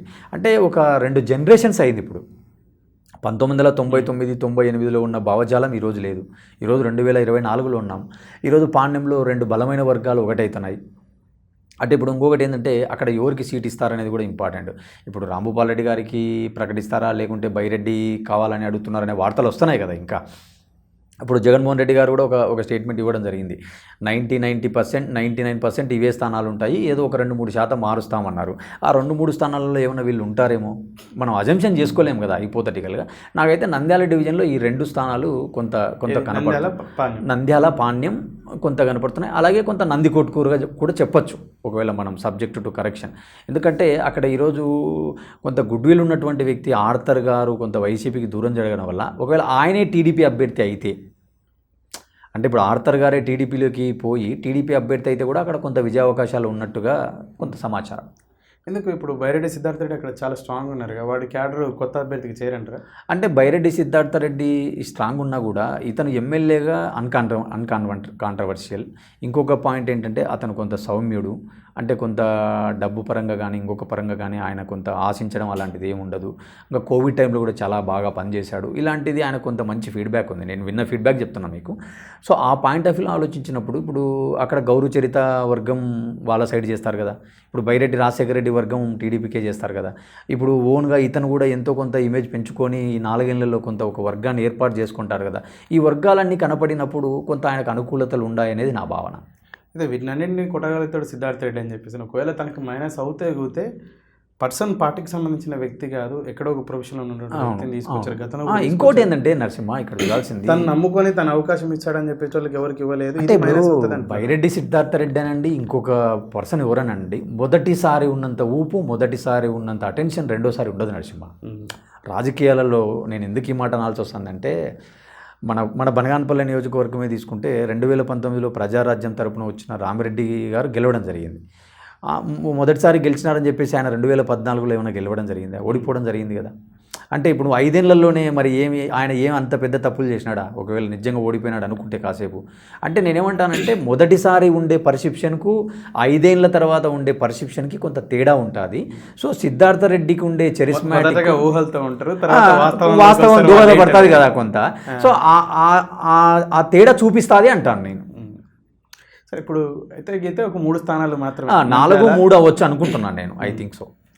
బెనియాన్పల్లి, ఆర్లగడ్డ, అలాగే కోడుమూరు, వీటి పరిస్థితి అంటే ఇప్పుడు నేను నంద్యాల పార్లమెంట్ అయిపోయింది, ఇంకా మనం ఇప్పుడు కర్నూలు పార్లమెంట్ తీసుకుంటే లేదు ఆళ్ళగడ్డ గెలిచే ఛాన్స్ ఉంది. అదే నాలుగు చెప్తున్నాను కదా నేను. ఆర్లగడ్డ కానీ, బనగానపల్లె కానీ, తర్వాత ఇంకా రెస్ట్ ఏమున్నాయి, ఈ మన ఆత్మకూరు కానీ, ఈ స్థానాల్లో ఖచ్చితంగా శ్రీశైలం, ఈ 4 స్థానాలు అంటే కొంత గెలిచే అవకాశాలు ఉన్నాయి. శ్రీశైలం వైసీపీకి ఎడ్జ్ ఉందండి. అంటే నేనేమనుకుంటానంటే కొంత ఆర్థికంగా బలమైన కుటుంబం కావడం, కొంత అటు సైడ్ కొంత ఆర్థికంగా వీక్ ఉన్న వర్గం కావడం, మోర్ ఓవర్ ఏంటంటే అక్కడ కూడా ఏంటంటే కొంత శిల్పామోహన్ రెడ్డి వాళ్ళు నంద్యాలలో, ఆర్లగడ్డలో నంద్యాలలో, శ్రీశైలంలో కొంత వాళ్ళ వర్గాలు, వాళ్ళ బంధుత్వాలు ఉండడం వల్ల కొంతవరకు హెడ్జ్ ఉంది అనుకుంటున్నాను నేను. ఇక కర్నూలు పార్లమెంట్కి వస్తే పరిస్థితులు ఏంటి? కర్నూలు పార్లమెంటు పరంగా అయితే మనకు ఈసారి అక్కడ కూడా 4-3 అనేది నా ఆలోచన. ఎందుకంటే ఈ మాట ఎందుకు అనాల్సి వస్తుందంటే, ఇప్పుడు కర్నూలు నేను చెప్పాను 2 సార్లు టీజీ కుటుంబం 5,000తో ఓడిపోవడం వల్ల కొంత కర్నూలులో ఈసారి కొంత తెలుగుదేశానికే అనుకూలత ఉండొచ్చు. ఎందుకంటే సింపతి అని కాదు, కోట్ల కుటుంబం కూడా కొంత 5 ఏళ్ల నుంచి టీడీపీలో పనిచేస్తున్నారు అక్కడ. అంటే ఎన్నికల ముందు వచ్చి పనిచేయడం వేరు, 5 ఏళ్ళు ప్రొలాంగ్గా పనిచేయడం వేరు. సో ఇవన్నీ కొంత వాళ్ళకు అనుకూలించవచ్చు అనేది ఒకటి కర్నూలులో కనపడుతుంది. ఇంకా కోడుమూరులో కూడా ఏంటంటే కొంత విష్ణువర్ధన్ రెడ్డి అక్కడ ఒక బలమైన నేత, అతను కూడా కొంత వైసీపీలో నేను అనుకున్న పర్సన్కు టికెట్ రాలేదు కాబట్టి అతను కొంత టీడీపీ వైపు చూస్తున్నాడు అనేటువంటి వార్తలు వస్తున్నాయి. ఇంకొక నియోజకవర్గం నాకేం కనపడుతుంది అంటే కొంత మంత్రాలయం కొంత వీక్ కనపడుతుంది. సో కర్నూలు పార్లమెంట్లో కూడా ఒక 3 స్థానాలలో టీడీపీకి అవకాశాలు ఉన్నాయి. ఓవరాల్గా తీసుకుంటే కర్నూలు జిల్లాలో ఉమ్మడి 8-6 అవ్వచ్చు అనుకుంటున్నాను. 6 స్థానాలలో టీడీపీకి ఉండొచ్చు, వైసీపీకి 8 స్థానాలు. అది ఈసారి క్లీన్ స్వీప్ అయ్యే పరిస్థితులు ఉండవంటారు? ఖచ్చితంగా క్లీన్ స్వీప్ అయితే కనపడడం లేదు హానెస్ట్గా. ఇక అనంతపురం తీసుకుంటే అనంతపురం ఏంటంటే ఇప్పుడు వాళ్ళకు ఓన్లీ 2 ఉన్నాయి, ఉరవకొండ, హిందూపూర్ ఉన్నాయి. ఈసారి కొంత వాళ్ళకు ఇంకొక 3-4 స్థానాలు ఏమైనా పెరగచ్చేమో. అంటే నేనేమంటా అంటే అనంతపురం జిల్లా ఈ రాజశేఖర రెడ్డి గారు ఉన్నప్పటి నుంచి కూడా 7-6 లేదా 7-7 ఇట్లా ఉండేది వాళ్ళ యొక్క సీట్ షేరింగ్. ఈవెన్ మీరు 2004-2009 లెక్కలు తీసుకున్నా కూడా కేవలం ఒక జగన్మోహన్ రెడ్డి గారి ఆధ్వర్యంలోనే మొత్తం స్థానాలు దాదాపు 12 స్థానాలు స్వీప్ చేయడం జరిగింది తప్ప గతంలో ఎప్పుడు జరగలే. 2014 కంటే ముందుగా మీరు చెప్పినటువంటి సినారియో ఉండింది. 14లో తెలుగుదేశంకి 13 స్థానాలు రావడం జరిగింది. తర్వాత 19లో జగన్మోహన్ రెడ్డికి మొత్తం 12 స్థానాలు రావడం జరిగింది. వాళ్ళకి 14లో 13 వస్తే వీరికి తర్వాత 12 వచ్చినాయి. ఈసారి అట్లా అంటే వన్ సైడ్ ఉండే పరిస్థితి ఉండదంటారా? అనంతపురం జిల్లా ఏంటంటే సహజంగానే అక్కడ కొంత కమ్మ సామాజిక వర్గము. కర్నూలులో ఆ పరిస్థితి ఎప్పుడు లేదు. కర్నూలు ఎప్పుడు లేదు ఆ పరిస్థితి. ఈ ఖచ్చితంగా అనంతపురం జిల్లా తీసుకున్నప్పుడు ఏంటంటే మనం ఒకసారి సీట్ల పరంగా తీసుకున్నప్పుడు ఏంటంటే ఖచ్చితంగా నేనేమనుకుంటున్నానంటే కొంత 50-50 ఉండొచ్చేమో ఈసారి జిల్లా. ఎందుకంటే అక్కడ ఘటనలు చూసినాము. తర్వాత ఇదేమంటారు నీటిపారుదల విషయంలో కూడా కొంత అక్కడ అనుకున్నంత స్థాయిలో ఇంకా ఈ ప్రభుత్వం అమలు చేయలేకపోయింది కొన్ని విషయాలలో అనే కొన్ని ఆరోపణలు ఉన్నాయి. ఇంకొకటి ఏంటంటే అక్కడ కొంతమంది ఎమ్మెల్యేల పైన కూడా చాలా భూ ఆరోపణలనండి, రియల్ ఎస్టేట్ ఆరోపణలనండి, ఇలాంటి ఆరోపణలు కూడా మనం చూసినాం కదా.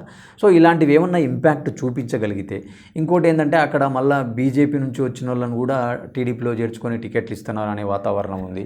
ఇంకోటి ఏంటంటే వైసీపీ కూడా అక్కడ ఉన్న ఎంపీ పైన ఆరోపణలు రావడం, అతనికి ఈసారి సీటు ఇవ్వకపోవడం, కొందరి ఎమ్మెల్యేలను స్థానచలనాలు చేయడం. అంటే ఎంపీ రంగయ్య గారిని తీసుకుపోయి కళ్యాణదుర్గమ ఏదో పెనుగొండ ఎక్కడో సీటు మార్చడం, ఉషశ్రీ గారికి పెనుగొండ, ఈయన కళ్యాణదుర్గం అనుకుంటా.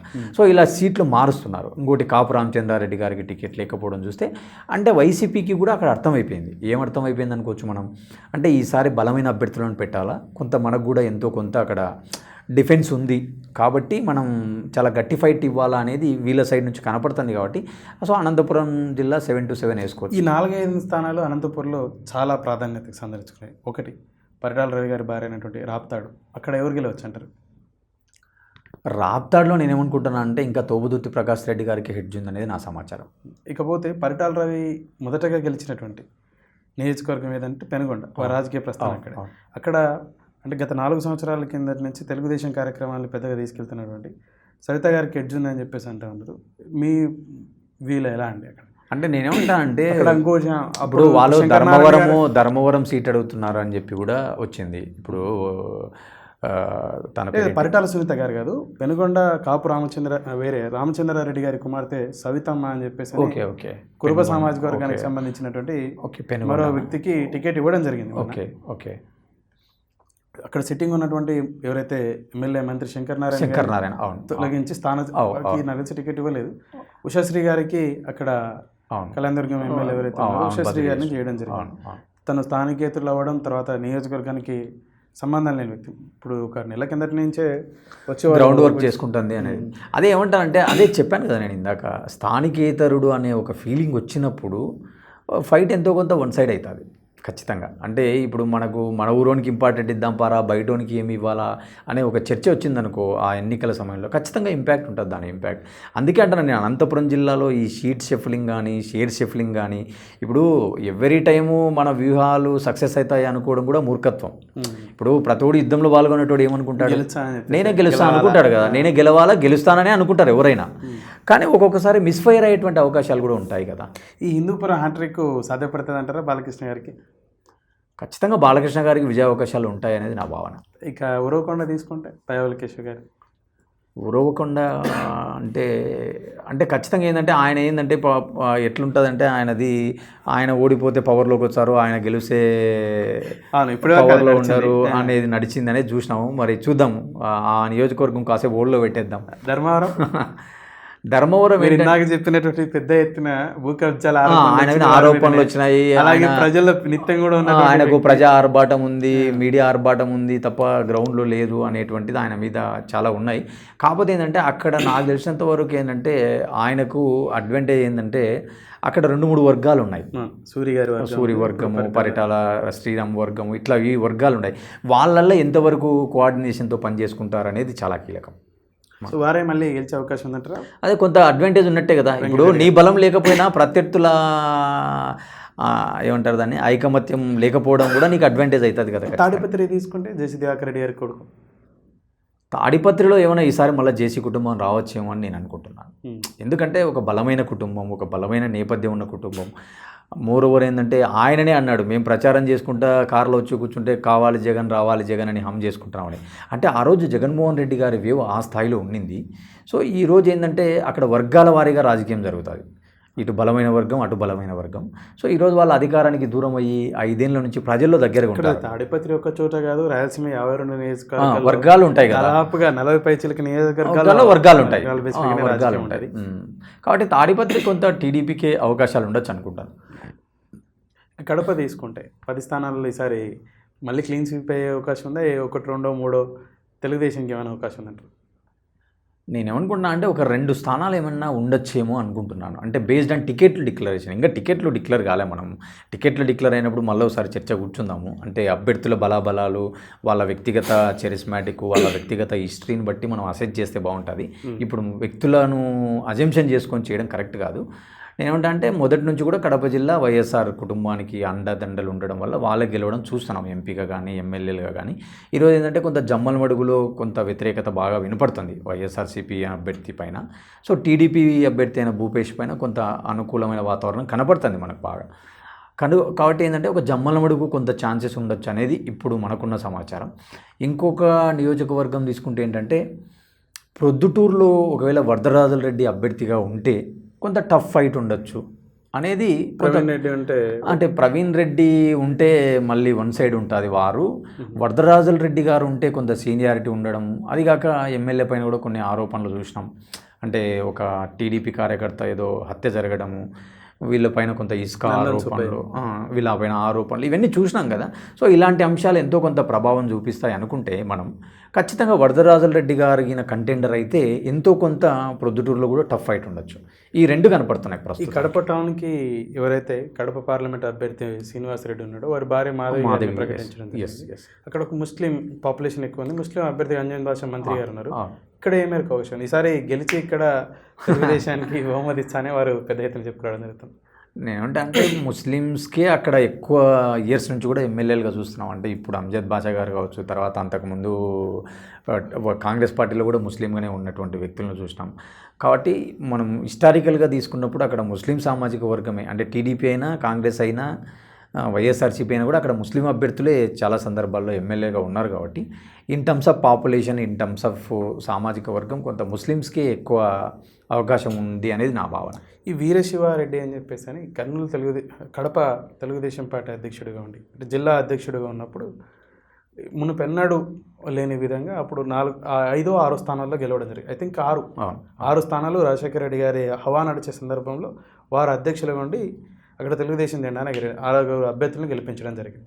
వారు మళ్ళీ మొన్నటి వరకు ఇనాక్టివ్ ఉండి తెలుగుదేశం పార్టీకి దూరంగా ఉండి వారు ఎవరో కాదు, పొద్దుటూరు ఇన్ఛార్జ్ ఎవరైతే ఉన్నారో ఉక్కు ప్రవీణ్ గారు పెద్ద వారు మళ్ళీ కూడా కమలాపురం మాజీ ఎమ్మెల్యే. వారి ప్రభావం ఈసారి ఏమైనా ఉండొచ్చు అంటారా? వారి ప్రభావం అలాగే ఇప్పుడు జగన్మోహన్ రెడ్డి గారి సోదరిమణులైనటువంటి సునీతారెడ్డి గారు, షర్మిలారెడ్డి గారు అపోజ్ అయ్యారు కదా, మా అన్నకు ఓటు వేయద్దని ఓపెన్గా కామెంట్ వేదిక ద్వారా అదే ఉంటుంది ఇంపాక్ట్. నేనేమంటానంటే మ్యాసివ్ ఇంపాక్ట్ ఉంటుంది అనుకోవట్లేదు. షర్మిల ఇంపాక్ట్ కానీ, సునీత ఇంపాక్ట్ కానీ, వాళ్ళు ఏదో ఒక 2-3 నియోజకవర్గాల్లో, ఒక 4-5 మండలాల్లో వాళ్ళకున్న బంధుత్వాలు, స్నేహాలతో కొంత ఇంపాక్ట్ చేయగలరు. కానీ ఎమ్మెల్యే అభ్యర్థులను ఓడిపోయేంత కానీ, ఎమ్మెల్యే అభ్యర్థులను గెలిపించేంత స్థాయిలో వాళ్ళ ఇమేజ్ కానీ, వాళ్ళ చరిస్మాటిక్ లేదనేది నా భావన. అదే నేనేమంటే అదే అంటే నాకు కొన్ని మండలాల్లో ఏమన్నా చీల్చగలరు. అంటే ఇప్పుడు కమలాపురం నియోజకవర్గం లేదా పులివెందల్లో ఒక 2-3 ఏదైనా మండలాలలో బంధుత్వాలు, జమ్మలమడుగు సైడ్ ఏదైనా ఒక ఎర్రగుంట్ల కానీ కొండాపురం మండలాలలో ఉండే బంధుత్వాలు, ఇటు సైడు కమలాపురం నియోజకవర్గం, అట్లా కొన్ని మండలాలలో వాళ్ళు ఏమైనా బంధుత్వాలు ఉండడం వల్ల చీల్చగలరు. కానీ నియోజకవర్గ స్థాయిలో గెలుపోటములను శాసిస్తారని అయితే నేను అనుకోవడం. ఈ మైదుకూరు పరిస్థితి, పుట్టా సుధాకర్ యాదవ్ గారు 2 సార్లు పోటీ చేసి తెలుగుదేశం ఓడిపోవడం జరిగింది. టీటీడీ మాజీ చైర్మన్, అలాగే ఎన్మల గారి వియంకుడు. అక్కడ మైదుకూరు పరిస్థితి మీకేమైనా? ఇప్పుడు ఆయనకు టికెట్ ఆయనకే ఇచ్చినారు. ఇప్పుడు రఘురామరెడ్డి గారు ఆయన ఇప్పుడు నువ్వు మైదుకూరు ముఖ చిత్రం చూస్తే ఎట్లుంటుందంటే 1982 నుంచి అక్కడ ఇద్దరే ఎమ్మెల్యేలు ఉంటే డిఎల్ రవీంద్రారెడ్డి, లేకపోతే మెట్టుపల్లె రఘురామరెడ్డి గారు, వీళ్ళిద్దరే అక్కడ ఎమ్మెల్యేలుగా పనిచేస్తున్నారు. ఇంకా 3వ వ్యక్తి ఆడ రవీంద్రారెడ్డి గారు జగన్మోహన్ రెడ్డి గారికి యాంటీగా ఉన్నారు. అదే అంటనా. ఇప్పుడు ఆయన ఏంటంటే 2019లో ఆయన కొంత జగన్మోహన్ రెడ్డి గారికి మద్దతు ఇవ్వడం జరిగింది. ఈరోజు ఆయన సైలెంట్గా ఉంటారా, లేకుంటే బహిరంగంగా టీడీపీకి మద్దతు ప్రకటిస్తారా? ఇప్పుడు షర్మిల కూడా ఆయన ఇంటికి పోవడం జరిగింది కదా, షర్మిల కూడా కలవడం జరిగింది. కానీ ఆయన బహిరంగంగా ఎక్కడ ఇంకా మద్దతు ప్రకటించాలి. అదే నేనేమంటానంటే కొన్ని స్థానాలను మనం అభ్యర్థులను ప్రకటించిన తర్వాత బేస్డ్ అని కొన్ని అజంప్షన్స్తో మాట్లాడడం కంటే కొంత డెసిషన్స్ వచ్చినాక మాట్లాడితే బాగుంటుంది. సరే, ఓవరాల్గా తీసుకుంటే రాయలసీమ గతంలో 49 స్థానాలు వచ్చినాయి కదా, ఈసారి ఒక 15-20 స్థానాలు ఏమైనా తెలుగుదేశానికి అవకాశం ఉందంటే? అదే నేను అంటున్నాను కదా ఇందాక, అనంతపురంలో ఒక 7 వేసుకున్నా, కర్నూలులో ఒక 4 అనుకున్నా, తర్వాత 6 అనుకున్నాం, మనము 3 అనుకున్నాం కదా, 6 ఒక 7 తీసుకుంటే 13 స్థానాలు అవుతున్నాయి అక్కడ.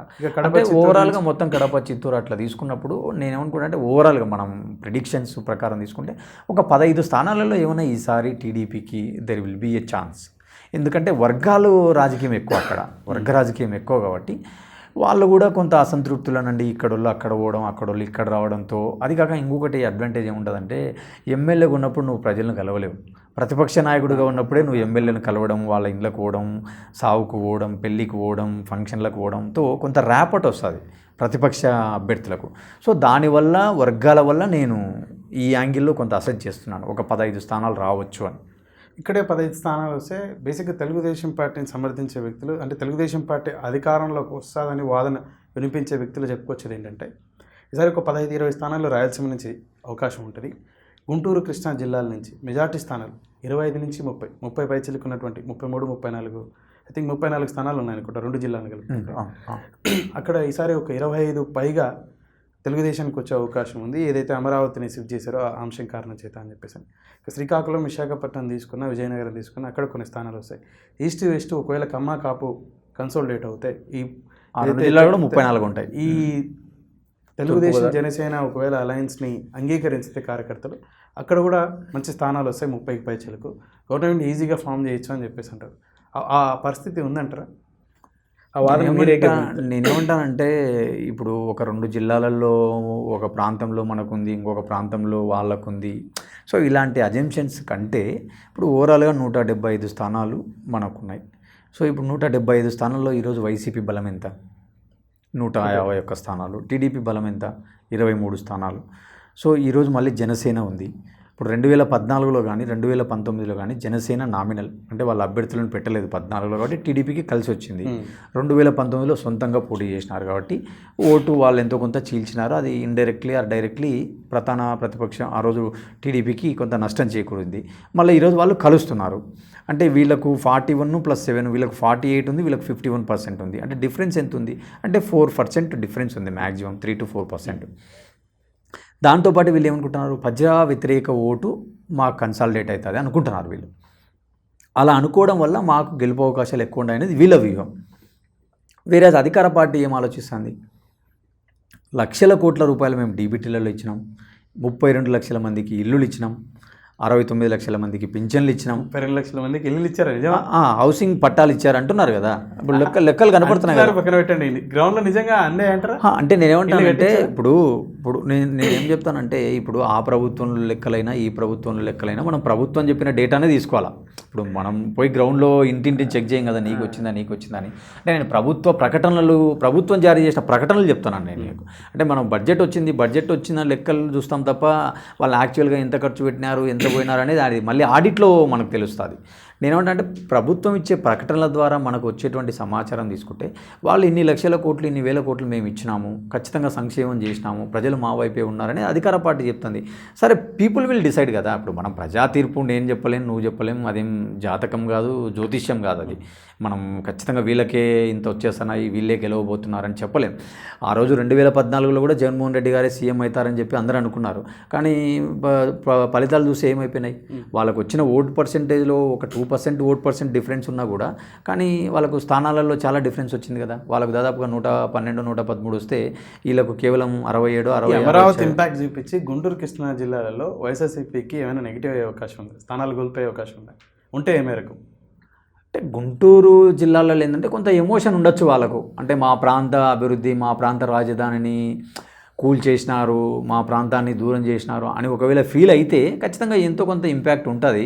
కాకపోతే వీళ్ళు ఏమనుకుంటున్నారు, మాకు అన్ని ప్రాంతాలు ముఖ్యము, మేము అన్ని ప్రాంతాలను సమానంగా చూస్తాము, ఒక ప్రాంతాన్ని అభివృద్ధి చేస్తే మిగతా ప్రాంతాలలో వేర్పాటువాద ఉద్యమాలు వస్తాయి. దయచేసి ఆ పార్టీ వాదన కాకుండా మీ పర్సెప్షన్స్లో ఇప్పుడు అమరావతి ఏదైతే తరలింపు ఉందో ఎగ్జిక్యూటివ్ క్యాపిటల్ని తీసుకెళ్ళి వైజాగ్లో పెట్టడం కారణం చేత గుంటూరు కృష్ణాకి సంబంధించిన జిల్లాకు సంబంధించిన ఓటర్లు తెలుగుదేశం వైపు మొగ్గు చూపే అవకాశం ఉంది, అక్కడ మెజార్టీ స్థానాలు తెలుగుదేశంకి వచ్చే అవకాశం ఉంది. నేనేమనుకుంటున్నానంటే 2019 రాజకీయాలని చాలా క్లోజ్గా అదే చెప్తాను. నేనేమంటాను అంటే ఇప్పుడు సామాన్యులకు సచివాలయంతో రాజధానితో పని ఉంటుందా? మేక్ ఇట్ గ్రౌండ్ లెవెల్ ఆలోచిద్దాం మనం. అంటే ఇప్పుడు అడ్మినిస్ట్రేటివ్ క్యాపిటల్కు రోజు సామాన్యుడు పోడు, ఒక మధ్యతరగతి వాడు పోడు. కాకపోతే ఏంటంటే ఒక ఎమోషన్, రాజధాని ప్రాంతం మా ప్రాంతంలో ఉంది, ఒక నగరం మా ప్రాంతంలో ఉందని ఎవరైతే ఎమోషన్ తీసుకుంటారో అలాంటి వాళ్ళు ఖచ్చితంగా ఎంతో కొంత డిసప్పాయింట్ అవుతారు, కొంత వ్యతిరేకంగా ఉంటారు. కానీ సమాజంలోని మిగతా వర్గాలు కూడా ఉంటాయి కదా, మైనారిటీలనండి, దళితులనండి, బీసీ ఎస్సీ సామాజిక వర్గాలనండి, తక్కువ ఆదాయం ఉన్న వర్గాలనండి, ఇలాంటి వాళ్ళల్లో ఏమనుకుంటారు, ఇప్పుడు మాకు ఈ 5 ఏళ్లలో ఏం చేసినాడు, ఏం చెప్పినాడు, ఏం చేసినాడు అనే ప్రాతిపదికన కూడా ఓటింగ్ జరుగుతుంది తప్ప ఒక అమరావతి రాజధాని పక్కకు పోయింది అనే దాన్ని బట్టి ఓటింగ్ జరగదు కదా. ఓటింగ్ జరగడానికి పారామీటర్స్ చాలా ఉంటాయి. అంటే ఇప్పుడు ఒక వ్యక్తి గెలవడానికి కానీ ఒక వ్యక్తి ఓడడానికి ఇప్పుడు సామెత ఉంది కదా, కర్ణుని సావుకు 100 కారణాలని చెప్పి కేవలం ఒక అమరావతి కారణంగా ఓటింగ్ జరగదు అనేది నా భావన. ఇక చివరిగా జగన్మోహన్ రెడ్డి బలాలు బలహీనతలు అంటే ఏం చెప్తారు? జగన్మోహన్ రెడ్డి ఈ 5 సంవత్సరాలలో వారు ప్రజలకు చేసిన మంచి ఏంది అంటే ఏంటంటే బలాలు ఏంటి జగన్మోహన్ రెడ్డి అనుకుంటే నేను అనుకుంటే సంక్షేమమే తన బలం. ఇంకోటి ఏంటంటే మేనిఫెస్టో ఏదైతే చెప్పాడో నాకు 97% నేను మేనిఫెస్టో ఇచ్చినాను, నవరత్నాలు ప్రోగ్రాం అమలు చేసినాను, నేను ఖచ్చితంగా పేదవాళ్ళ మనసులు దగ్గరైనాను, విద్యకు పెద్దపీట వేసినాను, ఆరోగ్యానికి పెద్దపీట వేసినాను అనేటువంటివి వాళ్ళ బలాలు. ఇంకొకటి ఏంటంటే 100 కోట్లు కూడా ఖజానాలో లేవని చెప్పి పెద్ద పెద్ద అక్షరాలతో ఇవే పత్రికల్లో రాసినారు కదా. కానీ ఈరోజు దాదాపుగా 4.5 సంవత్సరాలలో 2 లక్షల బడ్జెట్ సగటున 8 లక్షల బడ్జెట్ను ఖర్చు పెట్టడం జరిగింది కదా. ఆ లెక్కలు కూడా ఈరోజు చెప్తున్నారు కదా, డీబీటీ రూపంలో ఎక్కడ పోయిందో చెప్తున్నారు, ఉద్యోగుల వేతనాల రూపంలో ఎంతనో చెప్తున్నారు, కార్పొరేషన్ల రూపంలో ఎట్లా ఖర్చు పెట్టినామో చెప్తున్నారు. కాబట్టి సో ఇవన్నీ వాళ్ళ బలాలుగా చూడొచ్చు మనం. ఒకవేళ కాసేపు బలహీనతలు కూడా చర్చిద్దాం. బలహీనతలు అనుకున్నప్పుడు ఏమనుకుంటాం, ఉద్యోగులకు సిపిఎస్ అనేటువంటి ఒక హామీ ఇచ్చినాడు, దాన్ని ఈరోజు జీపీఎస్గా మారుస్తున్నాడు. కొందరిని ఇంకా రెగ్యులరైజ్ చేస్తామని చెప్పి జీవోలు ఇచ్చినారు, కానీ ఇంకా కొంత వాస్తవ రూపం దాల్చలేదు. ఇంకొకటి ఏంటంటే అమరావతి అక్కడ ఉన్నటువంటి కొన్ని వర్గాలు, కొంత భూములు ఇచ్చినటువంటి వాళ్ళు కొంత అసంతృప్తిలో ఉన్నారు. ఇవల్ల ఆయనకు కొంత వ్యతిరేకతలు, కొంత బలహీనతలుగా మనం చూడాలి. ఈ జాబ్ క్యాలెండర్ బేసిక్గా తెలంగాణ రాష్ట్ర సాధనకు కానీ, తర్వాత కేసీఆర్ 2 సార్లు ముఖ్యమంత్రి కావడానికి, తర్వాత కేసీఆర్ గద్దె దిగడానికి నిరుద్యోగ యువత పెద్ద ఎత్తున కారణం అని చెప్పేసి, ఇక్కడ జగన్మోహన్ రెడ్డి గారు జాబ్ క్యాలెండర్ అని చెప్పేసి, మెగా డిఎస్ అని చెప్పేసి, చాలా వరకు ప్రభుత్వ విద్యాలయాలు భర్తీ చేయొచ్చు అని చెప్పేసి ప్రతిపక్ష నాయకుడిగా పాదయాత్ర చేసే సందర్భంలో చెప్పుకోవడం, అది రేపు పొద్దున పెద్ద ఇంపాక్ట్ అయ్యి నెగిటివ్ అయ్యే అవకాశం ఉందని చెప్పేసి అన్నట్టు వాదన. దీని మీద మీ అభిప్రాయం? నేనేమంటానంటే ఇప్పుడు ఈరోజు ప్రభుత్వ నిరుద్యోగ యువత అంత అసంతృప్తితో ఉందంటారా జగన్మోహన్ రెడ్డి గారి మీద, వారి ప్రభుత్వం మీద? ఖచ్చితంగా. ఏంటంటే అసలు యువకులు ప్రభుత్వాల మీద నిరుద్యోగం నాకు ఉద్యోగం ఇవ్వడం లేదా అనేటువంటి స్థాయి దాటిపోయినారు యువకులు. ఎందుకు ఈ మాట అనాల్సి వస్తుందంటే పబ్లిక్ సెక్టర్లో జాబులు చాలా తక్కువ ఉంటాయి, ఎప్పుడైనా జాబులు ప్రైవేట్ సెక్టర్లో ఎక్కువ ఉంటాయి. సో ఈరోజు ప్రైవేట్ సెక్టర్ అంటే ఏమవుతుంది, మనకు మేజర్గా సర్వీస్ సెక్టర్ అవుతుంది. ఈరోజు ఎంత కాదనుకున్నా విడిపోయిన తర్వాత మనం హైదరాబాద్ నుంచి బయటకు పోవడం వల్ల ఖచ్చితంగా మనకు అక్కడ ఐటీ సెక్టర్ కానీ సర్వీస్ సెక్టర్ ఎంతో కొంత డౌన్లో ఉంది. మనకు అక్కడ ఏ రంగాలు ఉన్నాయి, ఆక్వా రంగము, హెల్త్ సెక్టరు, రియాలిటీ, ఈ తర్వాత వ్యవసాయ రంగము, ఇవన్నీ అక్కడ మనకు గ్రోత్గా కనపడుతున్నాయి, ఆక్వా రంగం ఇవన్నీ. కానీ ఐటీ సెక్టర్ కానీ ప్రైవేట్ సెక్టర్ కానీ మ్యానుఫ్యాక్చరింగ్ కానీ అక్కడ కొంత నమోదు తక్కువ ఉంది. ఈరోజు యువత ఏం ఆలోచిస్తున్నారు, యువత ఇప్పుడు నేనేమంటానంటే యువత పూర్తిగా ప్రభుత్వాల మీద డిపెండ్ అయ్యి ఈ ప్రభుత్వాలు మాకు విద్యనిస్తే చాలనుకుంటున్నారు తప్ప మొత్తం యువత కాదు. అంటే పోటీ పరీక్షలకు సన్నిధమైనటువంటి ఒక పర్సెంటేజ్ యువత ఉంది కదా. అదే గవర్నమెంట్ ఉద్యోగాల మీద డిపెండ్ అయ్యేటువంటి వాళ్ళ శాతం కానీ ప్రభుత్వ ఉద్యోగమే జీవిత లక్ష్యంగా పెట్టుకునేటువంటి వాళ్ళ శాతం చాలా తక్కువ అంటున్నాను నేను. ఎందుకంటే ఈరోజు సమాజం ఎవాల్వ్ అవుతుంది, సమాజంలో మార్పులు వస్తున్నాయి. ఆ యువత సంఖ్య తక్కువ ఉన్నప్పటికీ ఆ యువత ద్వారా ఎఫెక్ట్ అవుతున్నటువంటి కుటుంబాలు చాలా ఉన్నాయి. వారిని తీసుకుంటే దాదాపు 5 కోట్ల జనాభాలో, ఆంధ్రప్రదేశ్ 5 కోట్ల జనాభాలో వారి దాదాపు ఒక 30 లక్షల 40 లక్షల ఓట్లు ఉంటారని చెప్పేసి, అంటే వారి కుటుంబ సభ్యుల్ని. అలాంటప్పుడు ఏమొస్తుంది, కంపారిజన్ వస్తుంది కదా. ఇప్పుడు గత ప్రభుత్వం ఏం జాబులు ఇచ్చింది, ఈ వాళ్ళేం పెద్ద డిఎస్సీలు ఇచ్చినారు, వాళ్ళేం పోలీస్ రిక్రూట్మెంట్లు ఇచ్చినారు, ఇలాంటి చర్చ జరుగుతుంది. 1956లో ఉమ్మడి ఆంధ్రప్రదేశ్ ఏర్పడితే నాటి నుంచి నేటి వరకు ముఖ్యమంత్రులుగా చేసినటువంటి ప్రతి వ్యక్తి 5 సంవత్సరాల పరిపాలనలో ఒక్కసారైనా డిఎస్సీ నోటిఫికేషన్ చేయడం జరిగింది. ఒక్క కేసీఆర్ గారు ఇక్కడ 10 సంవత్సరాల నుండి డిఎస్సీ విషయంలో నిర్లక్ష్యం వహించాడు తెలంగాణ రాష్ట్ర ముఖ్యమంత్రిగా ఉండి. ఇక్కడ జగన్మోహన్ రెడ్డి గారు 5 సంవత్సరాలు విద్యా వ్యవస్థను బలోపేతం చేసినటువంటి జగన్మోహన్ రెడ్డి గారు బళ్ళో బోధించే వ్యక్తుల్ని ఈ 5 సంవత్సరాలలో ఎంతమంది రిటైర్ అయ్యారు? గతంలో ప్రతిపక్ష నాయకుడిగా వీరే ఎన్ని ఖాళీలు ఉన్నాయని చెప్పేసి అన్నారు. కానీ ఈ రోజు చెప్తున్నటువంటి మాట ఏంటి, అది ఎన్నికల ముందుగా మళ్ళీ డిఎస్సీ నోటిఫికేషన్ ప్రకటించారు కదా. అదేంటన్నా ఎన్నికల ముందు డిఎస్సి ఏదో ప్రకటించారు, అది కూడా పూర్తి స్థాయి జంబో డిఎస్సి కాదు, ఏదో తక్కువ స్థాయిలోనే ప్రకటించారనే విమర్శలు, ఆరోపణలు చూస్తున్నాం. ఇప్పుడు షర్మిల గారే ఆరోపణలు చేసినారు నిన్న, డిఎస్సిలో మెగా డిఎస్సి జంబో డిఎస్సి కాదు, ఏం కాదు, ఏదో అని మాట్లాడడం జరిగింది. అంటే ఖచ్చితంగా కొన్ని వర్గాల ప్రజలలో కొంత యువతలో ఉండొచ్చు. అంటే ఇప్పుడు బీఈడి చేసిన వాళ్ళకు ఒకటే రూటే కదా, ఇప్పుడు టీచర్ జాబ్ అనేది వాళ్ళకు ఒక ప్రధాన అజెండాగా ఉంటుంది. కాబట్టి అలాంటి వర్గాలలో కొంత అసంతృప్తి ఉండొచ్చు. నేనేంటంటే జనరలైజ్గా చెప్పాను. అంటే మళ్ళీ దీంట్లో పోలీసు ఉద్యోగాలు ఆశించేవాడు, మిలిటరీ ఉద్యోగాలు ఆశించేవాడు, గ్రూప్ 1 ఆశించేవాడు, గ్రూప్ 2 ఆశించేవాడు, సాఫ్ట్వేర్ ఆశించేవాడు, సివిల్ సర్వీస్ ఆశించేవాడు, ఇట్లా చాలా కేటగిరీస్ ఉంటాయి. మళ్ళీ మనం సపరేట్గా మనం కేటగారికల్గా మాట్లాడుకుంటూ పోతే కదా డిఎస్సి మీద కొంత ఆశలు పెట్టుకున్న వాళ్ళు ఎంతో కొంత నిరుత్సాహపడవచ్చు. విద్యా వైద్యం 5 సంవత్సరాల జగన్మోహన్ రెడ్డి పాలనలో మెరుగుపడిందా అంటే మీరు సింగిల్ లైన్ ఆన్సర్ ఏం చెప్తారు? ఖచ్చితంగా ఇన్ఫ్రాస్ట్రక్చర్ ఎంతో కొంత మెరుగైంది కదా, మన కళ్ళ ముందు కనపడుతున్నాయి కదా. ఇప్పుడు నాడు నేడు స్కూల్లో అభివృద్ధి కాలేదా? ఇప్పుడు నేను అదే అంటాను, రాజకీయ నాయకులు మీరు విమర్శలు చేయండి. ఇప్పుడు టీడీపీ వాళ్ళు ఉన్నారు, జనసేన వాళ్ళు ఉన్నారు. ఇప్పుడు సిపిఎస్ హామీ ఇచ్చినాడు కదా, మరి ఎందుకు అమలు చేయలేదు దాని మీద ప్రశ్నించండి. సంపూర్ణ మద్య నిషేధం అన్నాడు కదా, ఎందుకు అమలు చేయలేదు దాని మీద ప్రశ్నించండి. ఇప్పుడు నాడు నేడు అనేది ఇప్పుడు ఎంతో కొంత పేదవాడు ఏమనుకుంటాడు, ఇప్పుడు నువ్వు నేను చాలా పల్లెటూరులో చదువుకున్నాం. ఇప్పుడు మన ఊర్లో బస్సు ఎక్కి బడిపోయే పిల్లోనికి మామూలు బడిపోయేటోనికి ఒక ఆత్మన్యూన్యత భావం ఉంటుందా? ఉండదు. 100% ఉంటుంది కదా. అంటే మనం ఎప్పుడు మన పిల్లోని అట్లాంటి స్కూల్కి పంపించాలా, మన పిల్లవాడు ఎప్పుడు మంచి బూట్లు వేసుకోవాలా, మన పిల్లవాడు ఎప్పుడు మంచి డ్రెస్ వేసుకోవాలని ఒక పేద తండ్రికి ఉండదా? సో అలాంటివన్నీ కొంత మార్పు కాదా? అంటే మీరు అలాంటివి అభినందిస్తూనే ఇంకొక పాయింట్ చెప్పండి కావాలంటే, అంటే స్కూళ్ళలో ఇన్ఫ్రాస్ట్రక్చరు పెరిగి ఏదో అన్నం పెడతానే బట్టలు వేసుకుంటానే కాదు, మంచి విద్య కూడా ఉండాలా, మంచి టీచర్లు కూడా ఉండాలా అని చెప్పి అసలు శిస్తులేని ఇది లేకోకుండా అవి ఉండే కూడా ప్రయోజనం లేదు కదా, బోధించే వ్యక్తి లేకోకుండా అవన్నీ అంటే అదే అంటాను. వీళ్ళు ఇప్పుడు నేనేమంటానంటే ఇప్పుడు ఈ గవర్నమెంట్ ఏం చేస్తుంది, ముందు వాళ్ళు ఒక ఇన్ఫ్రాస్ట్రక్చరు, ఒక కండుసివ్ వాతావరణం, అంటే పిల్లలు బడికి రావాలంటే ముందు బడి వాతావరణం బాగుండాలి. ఈ 5 సంవత్సరాల కాలం వాతావరణం నింపుకోవడానికి సరిపోయిందా? అంటే టీచర్స్ ఉన్నారు కదా ఆల్రెడీ, అక్కడ టీచర్స్ ఉన్నారు, కాకపోతే అంటే కొత్త ఉద్యోగాలు లేవు. ఇప్పుడు ఆల్రెడీ నీకు టీచర్ల మీద ఒక బలమైన ఆరోపణలు ఉన్నాయి. ఏమున్నాయి? టీచర్స్ పైన 70,000 80,000 జీతాలు తీసుకుంటున్నారు. వాళ్ళు ఎప్పుడు స్కూళ్ళకి వస్తున్నారో ఎప్పుడు పోతున్నారో లేదు. డ్రాప్అవుట్స్ ఎక్కువగా ఉంటున్నాయి. స్కూళ్ళకు బడి పిల్లలు కూడా రావడంలే. కార్పొరేట్ విద్య ఎక్కువైపోయింది. ప్రైవేట్ స్కూళ్ళకు రకరకాల బస్సుల ద్వారా ప్రైవేటు యాజమాన్యాల ఊర్లోకి వచ్చి పిల్లలను చేర్పించుకుంటున్నాయి అనే చర్చ కూడా వస్తుంది. కానీ నేను ఏమంటానంటే ఈ నాడు నేడు వల్ల అసలు పిల్లలకు మెరుగైనారా అవెల్లా కాసేపు పక్కన పెడితే నువ్వు ఊర్లో చూడు, కావాలంటే నువ్వు మీ గ్రామంలో పోయి చూడు, నీకు తెలుస్తుంది. నేను మా గ్రామంలో పరిశీలించిన కాబట్టి చెప్తాను నేను. ఇప్పుడు చాలామంది అనేటువంటి మాట ఏంటంటే, ఇప్పుడు ఇంత నాడు నేడులో బడి జగన్మోహన్ రెడ్డి అభివృద్ధి చేసినా కూడా ధనికుల పిల్లలు ఎవరు ఆ బల్లో పోవడంలే అంటున్నారు. అంటే ఇప్పుడు ప్రభుత్వాలు ఉండేది ధనికుల కోసమా పేదల కోసమా? పేదల పిల్లలైనా ఈరోజు నాడు నేడు కింద ఆ ప్రభుత్వ బలలో పోతున్నారంట. అదే చెప్తాను నేను. మా ఊర్లో నేను అబ్జర్వ్ చేసినప్పుడు నాకు అర్థం ఏంటంటే పేద కుటుంబాల వాళ్ళే ఉంటున్నారు అందులో. కేవలం బీసీ ఎస్సీ ఎస్టీ వర్గాల పిల్లలే బడిలో పోతున్నారు. గతంలో ప్రైవేట్ స్కూళ్ళకి వెళ్ళేటువంటి పిల్లలు ఈరోజు నాడు నేడు కింద స్కూళ్ళు డెవలప్ అయిన తర్వాత ప్రభుత్వ బడులకు వెళ్ళడం ప్రారంభించారా?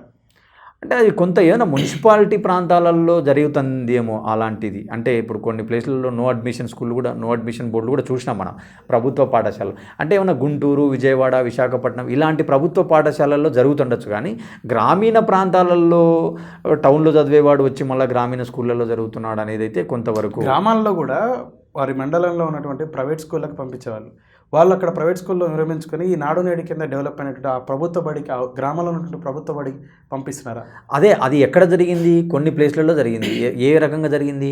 మీ పిల్లోడు ఇదే స్కూల్లో చదివితేనే మీకు అమ్మ ఒడి ఏదో డబ్బు వస్తుందని చెప్పారు కదా, 16,000 ఎంతో. అలాంటి వాళ్ళు కొంత డబ్బు కోసము, లేదంటే మన పిల్లోడికి ఈ బల్లోనే చేర్పిస్తే స్కూల్లో యూనిఫామ్ వస్తుంది, డబ్బు వస్తుంది అనేటువంటి వాళ్ళు కొంత ఎన్నిక వచ్చిన మాట వాస్తవం. రైట్ రమాకాంత్ గారు, చివరిగా 5 సంవత్సరాల జగన్మోహన్ రెడ్డి పాలన మీద మీరు వేసేటువంటి మార్కులు ఏంటంటే? నేనేమంటా అంటే ఖచ్చితంగా 10 out of 6 ఇవ్వచ్చు అనేది నా అభిప్రాయం. సింగిల్ లైన్లో చంద్రబాబు నాయుడు గారు 40 సంవత్సరాల పైచిలకు రాజకీయంలో 30 సంవత్సరాలు తెలుగుదేశం పార్టీ నడిపించినటువంటి రథసారథిగా మరి ఏ జెండాను కూడా తన భుజాన మీద ఇట్లా పెట్టుకోలే. అంటే అలయన్స్తో ఉండి ఇట్లా చేయగలిపించవచ్చు, కానీ ఇంకొక జెండాని ఇచ్చేయలే. జాతీయ పార్టీల జెండాలని ఈ భారతదేశాన్ని నడిపించినటువంటి కషాయం జెండాని కానీ, కాంగ్రెస్ జెండాని కానీ, కాంగ్రెస్ జెండాని కూడా ఇట్లా పట్టలే. ఒక తెలుగుదేశం కాంగ్రెస్ పార్టీలో ఉండిన నాడు కూడా పెద్దగా జెండాని ఇచ్చేయలే. నిన్న ఒక్క ఎమ్మెల్యే స్థానాన్ని మాత్రమే పార్టీ పెట్టిన 10 సంవత్సరాలలో గెలిచినటువంటి జనసేన జెండాని వారి భుజానం వేయడం జరిగింది. ఎలా చూస్తారు?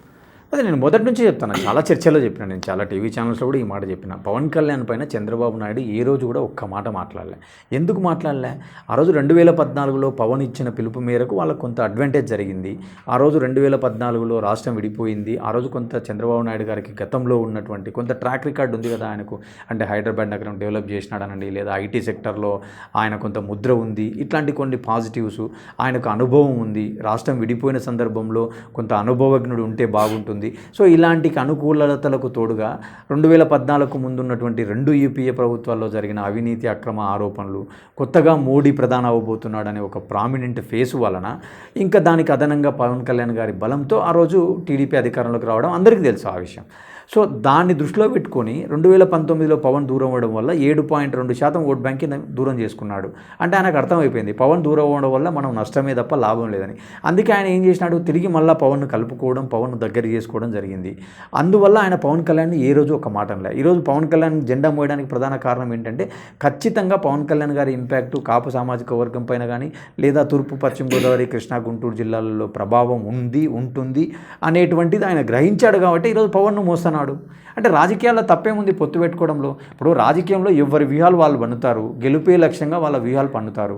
స్థానాలు 24 తీసుకున్నప్పటికీ, అంటే 24 సీట్లే తీసుకున్నప్పటికీ, ఇది ఏదైతే చంద్రబాబు నాయుడు గారు చేసిన చర్య ఏదైతే ఉందో, ఇది పవన్ కళ్యాణ్ సాధించిన విజయంగా చాలామంది అభిప్రాయపడతారు, ముఖ్యంగా వారి జన సైనికులు. అంటే ఇప్పుడు పొత్తు ధర్మం అంటే ఏంటి? పొత్తు ధర్మం అంటే ఏంది? మ్యూచువల్ కాన్సెంట్, అంటే మ్యూచువల్ రెస్పెక్ట్, అంటే విన్ టు విన్. ఈ రెస్పెక్ట్ ఎప్పుడు చేయలేదు చంద్రబాబు నాయుడు గారు, మొదటగా చేశారు. ఇప్పుడు ఎన్నికల టైం కదా, మీరు అట్లా అనుకుంటారు. చాలా ఎన్నికల టైంలో కూడా ఇంతకుముందు నేను ఇందాక చెప్పే కదా, అదే ఇప్పుడు సరే, ఇప్పుడు అది పక్కన పెడితే 2014 ముందు మీరు ఒకసారి గుర్తుందో లేదో, ఆ రోజు ఇదే జూబ్లీ చెక్ పోస్ట్లో వాళ్ళ ఇంటి దగ్గర 100 ఓట్లు ఉన్నాయి, 50 ఓట్లు ఉన్నాయి అన్న వాడు కూడా చంద్రబాబు నాయుడు కండువ వేసినాడు. ఇప్పుడు ఒక ముఖ్యమంత్రి స్థాయి వ్యక్తి 14 ఏళ్ళు ముఖ్యమంత్రి, అంతకుముందు 10 ఏళ్ళు చేసినారనుకోండి, అన్ని సంవత్సరాలు ముఖ్యమంత్రిగా పనిచేసినటువంటి వ్యక్తి 100 ఓట్లు ఉన్నటువంటి 50 ఓట్లు ఉన్నటువంటి కూడా కండువ వేస్తాడా? ఏదో ఒక జిల్లా అధ్యక్షునితో కండువా వేయించుకొని జిల్లాలోనే పని కానీ చేయొచ్చు కదా. కానీ జూబ్లీ హిల్స్ చెక్ పోస్ట్ సమీపంలో ఉండే ఆయన నివాసంలో ప్రతోడికి కండువా వేసినాడు. అంటే అర్థమైంది, నాకు 50 ఓట్లు ఉన్నవాడు అవసరమే, 10 ఓట్లు ఉన్నవాడు అవసరమే అని కండువాలు వేసి అందరినీ ఆయన హక్కును చేసుకున్నారు. పవన్ కళ్యాణ్ గారికి 2019లో 7.2% ఓట్ బ్యాంక్ ఉంది కదా. ఓకే, పవన్ కళ్యాణ్ అంటున్నాడు నా బలం పెరిగింది అన్నాడు కదా, ఆయనే అన్నాడు కదా. మీ దృష్టిలో నేనేమనుకుంటున్నా అంటే పవన్ కళ్యాణ్కు ఎంతో కొంత తూర్పుగోదావరి పశ్చిమ గోదావరి జిల్లాల్లో కొంత సబ్స్టాన్షియల్గా ఒక 2-3% పెరిగిండొచ్చు అనుకుంటున్నాను. Maybe it would be around 10%. Through state పెరగలేదంటారా? ఎందుకంటే ఇంతకుముందు ఆంధ్రప్రదేశ్ రాష్ట్రంలో తిరిగింది, కార్యక్రమాలు చేసింది తక్కువ. 19 తర్వాత అంటే జగన్మోహన్ రెడ్డి మీద ఉన్న కోపత్తున ఇంకా ఇతరతర కారణాల చేత ఇంకాసింత ఎక్కువగా రాజకీయ పర్యటనలు చేయడం జరిగింది, కొన్ని కార్యక్రమాలు చేయడం జరిగింది. తద్వారా ఏమైనా 7 నుంచి మీరు చెప్పినట్టు అదే నేను ఏమంటా అంటే 7 నుంచి 10% అయిందా తప్ప రీజన్ వైజ్ నేను చెప్పలేను. అంటే రాయలసీమలో పవన్ కళ్యాణ్కి ఓట్ బ్యాంక్ పెరిగింది అయితే నేను అనుకోవట్లేదు. రాయలసీమలో కాపులు వారి వైపు ముగ్గే అవకాశమే లేదు. ఎందుకంటే నేను ఎందుకంటున్నా అంటే సంస్థాగతంగా బలంగా ఉండాలి నరసింహ. ఒక పార్టీకి ఆర్గనైజేషన్ స్ట్రెంత్ ముఖ్యం. ఇప్పుడు నా ఇమేజ్తో నీ ఇమేజ్తో నువ్వు కొంతవరకే నీకు బేస్ వస్తుంది. నువ్వు ఆ బేస్ని ఆధారంగా నువ్వు ఎక్స్పాన్షన్ చేసుకోవాలి. సో ఆ ఎక్స్పాన్షన్ లేదు అక్కడ. ఎక్స్పాన్షన్ లేనప్పుడు నీకు ఓట్ బ్యాంక్ ఎట్లా వస్తుంది? నేను అదే అంటున్నప్పుడు మనం కూడా వాస్తవాల ఆధారంగా మాట్లాడాలి కదా. అజంప్షన్ చేసుకొని ఎట్లా మాట్లాడతాం? తూర్పుగోదావరి పశ్చిమ గోదావరిలో ఎందుకు ఉంది అని ఎందుకు మాట్లాడాల్సి వస్తుంది అంటే, లోకల్ బాడీ ఎన్నికల్లో టీడీపీ నాయకత్వము చంద్రబాబు నాయుడు చేతులు ఎత్తేసినా కూడా కొన్ని ఎంపీటీసీలు జెడ్పీటీసీ స్థానాల్లో జన సైనికులు కొట్లాడినారు కాబట్టి అక్కడ కొంత బేస్ ఉంది అంటాను. సో అక్కడ కొంత పెరిగింది ఓట్ బ్యాంక్ అంటాను. బట్ చివరిగా రేపు పార్లమెంట్కి ఎన్నికలు కూడా రాబోతోంది, ఇటు తెలంగాణలో కానీ అటు ఆంధ్రప్రదేశ్లో కానీ. ఎన్ని స్థానాలలో అధికార పార్టీలకు అవకాశం ఉంటుందంట, ఇటు కాంగ్రెస్కి కానీ అటు వైసీపీకి కానీ? అంటే తెలంగాణలో చూసుకుంటే ఖచ్చితంగా కొంత కాంగ్రెస్కే ఎడ్జ్ ఉండే అవకాశాలు కనపడుతున్నాయి తెలంగాణలో. సో ఏపీలో చూసుకుంటే ఏంటంటే రకరకాల సర్వేలు వీళ్ళకు 17 అని చెప్పి ఇండియా టుడే చెప్తుంది, టైమ్స్ నౌ వీళ్ళకు 17 అని చెప్తుంది. సో రకరకాల చర్చలు వినపడుతున్నాయి. చూద్దాం, ఇంకా మనం ఈ అంశాలపైన పూర్తి స్థాయిలో మాట్లాడాలంటే కొంత డేటా రావాల్సి ఉంది. అభ్యర్థులను ప్రకటించిన తర్వాత will plan it. Right, fine, thank you.